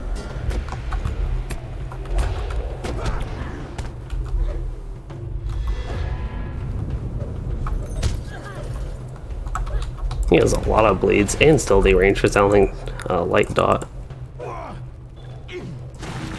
I think I actually had a bleed proc. That 50% bleed chance with barbed javelins actually proc on every javelin a game, but now I need one more supplies, it looks like. I don't know the best place to go for that because I think I've searched all these little camps here, so there might be another one actually on the wall that I can get somewhere. We went across the whole way on the wall, but I have not looked down all the lower tiers that were possible. I think I've searched this entire camp as far as I remember. I wasn't super thorough with that just because I didn't think there'd be any issues with getting a bunch of supplies with like the huge area here. But the supplies were a little bit scattered that I could have potentially missed one, but I'm not seeing any right now. Even turned floating names on just in case. There is a captain once again. I guess it just takes them respawning to be in the different areas. Oh yeah, I did want to check as I'm completing these quests. That is progressing, it looks like, the quest of Pelennor, so that's really nice. I might actually, I don't remember if these quests are repeatable. They are repeatable, so this might actually be the way that I do most of my quests of Pelennor. I know I will, for Slayer deeds, I may actually do a lot of repeatable stuff anyway, so this might just be a deed that I don't really have to worry about. But I'm thinking my future focus will actually be on the book quest. So what I'm thinking, oh, I did get the last supply there. I think I can just leave this instance. Don't need to stay here. But I'm thinking my focus for the rest of the stream after I get out of this is going to be just traveling and wrapping it up pretty soon.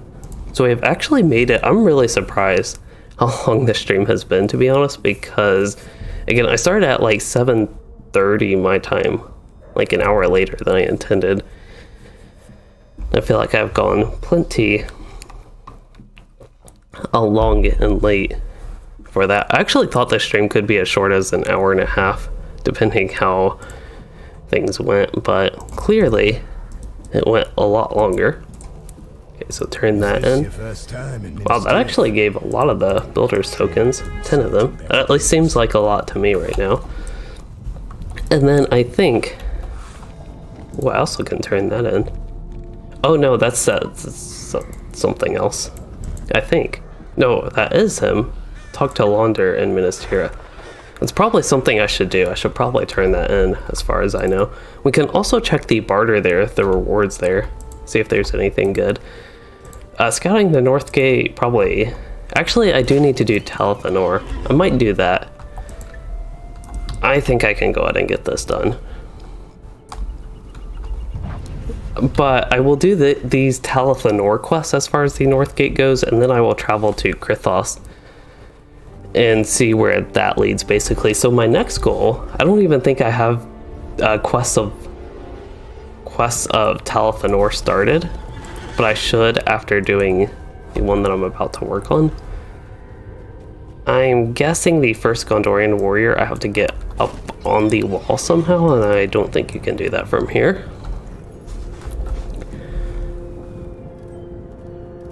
But yeah, quests of Talath Anor, I feel like should be my highest priority right now, at least.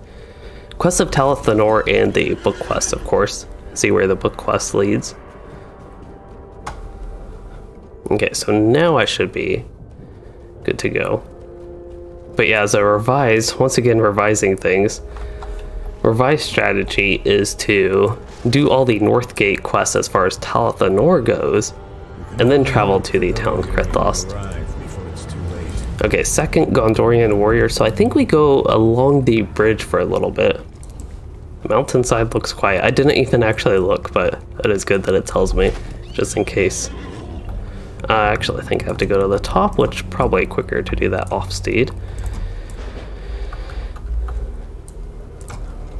Turn floating names back off and look around. Hope you are prepared. Oh yeah, the Suhalar riders, the Easterlings. That much I could tell they were there mainly because I traveled actually a little bit into Talath Anor. Is this your first time in Minas Tirith? Shame you couldn't see it in better days. I think that was just far enough for me to get a leg injury. The enemy's armies of men approach. I hope you are prepared.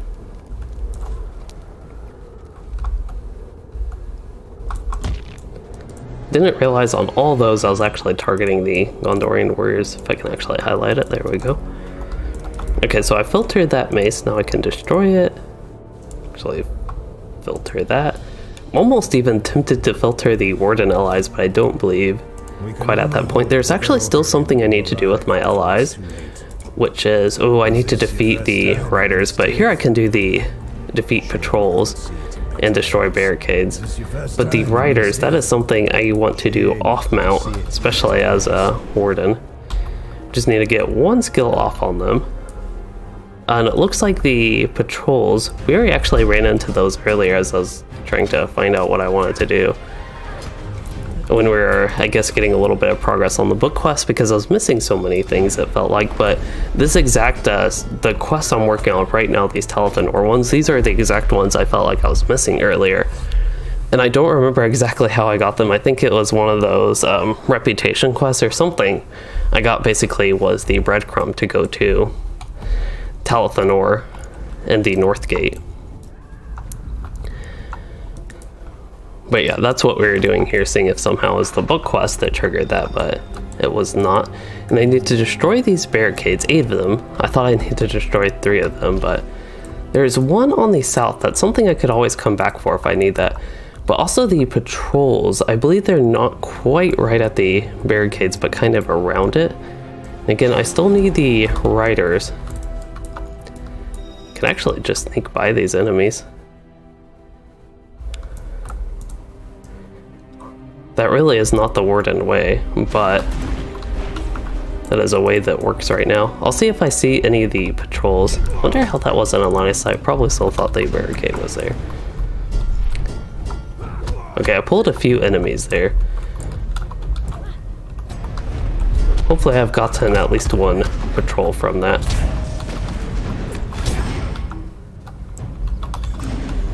Yeah, I'll go ahead and pull the boar. I actually thought based on the minimap that there might be another patrol here. Like there's a cluster of red dots, but I think it was a mixture of different, not even Easterling enemies.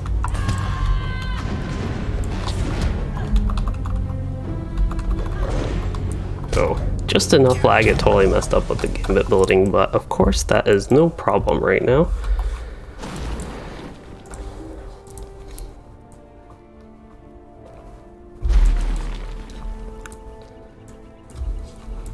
Yeah, it looks like I did get one patrol out of all that. But the patrols I really don't think should be a problem. I just need to go out a little bit. And that's also the area where I could actually get the riders. I think that fly is going to attack. Hopefully it got hit with resounding challenge.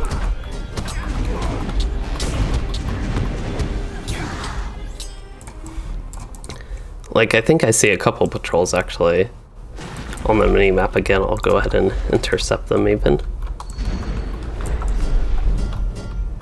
I don't know, I wonder if you need to kill all the NPCs there or just the patrol leader. Looks like just the patrol leader will count for the patrol. That would seem kind of advanced questing, to be honest, in LOTRO with me. If they actually had it where you had to defeat all 3 enemies and that count as defeating the patrol.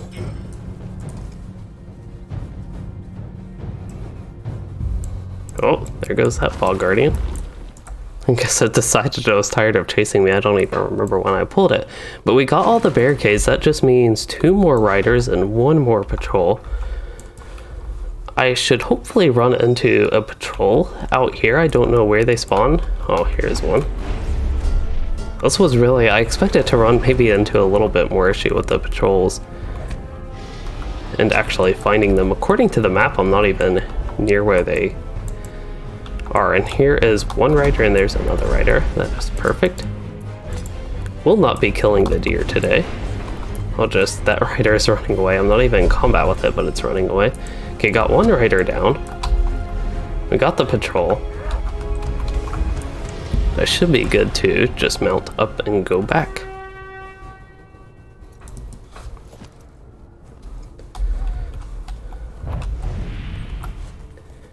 Okay, this is the main quest that I actually remember just because I have done it on my Runekeeper relatively recently. It is the main quest that I remember. So, I believe maybe I will be ready to head to Krithos now. At least I don't remember there being too many Talath Anor quests. At least over here. We'll see when I actually turn these in. I guess I should have gotten Quest of Talath Anor. Yeah, I should have one of those out of 25 it looks like. And this should bring me up to 3 out of 25. Time in Minas Tirith. Just double check this is actually working on that. It is. We hope that the So road Jal Varsha, this is an interesting one because that quest series will be ready. leads to somewhere actually on the Pelennor. Right. This is after I was thinking where this is at.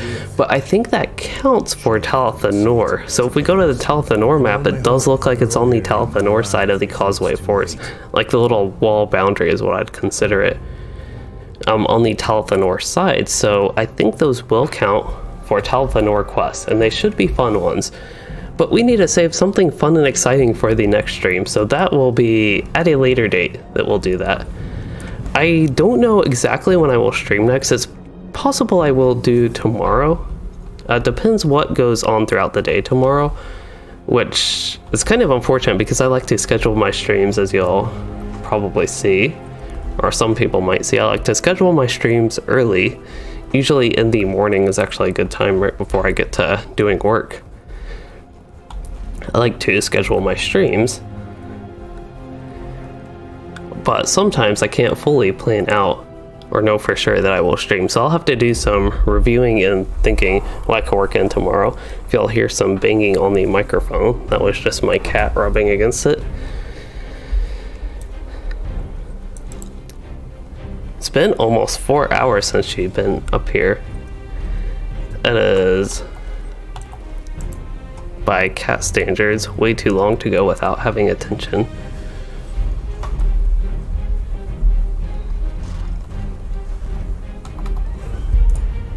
Perfect, right at the stable master.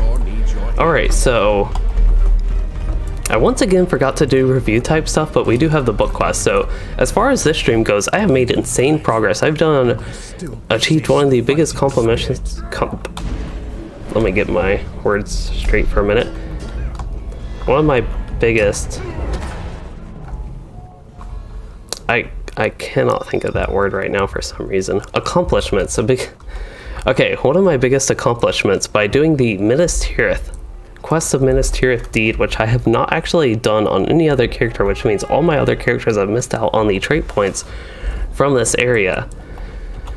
So that is exciting to actually have gotten that done, and it honestly was not too bad overall. It started pretty slow, I will say, but overall, not too bad.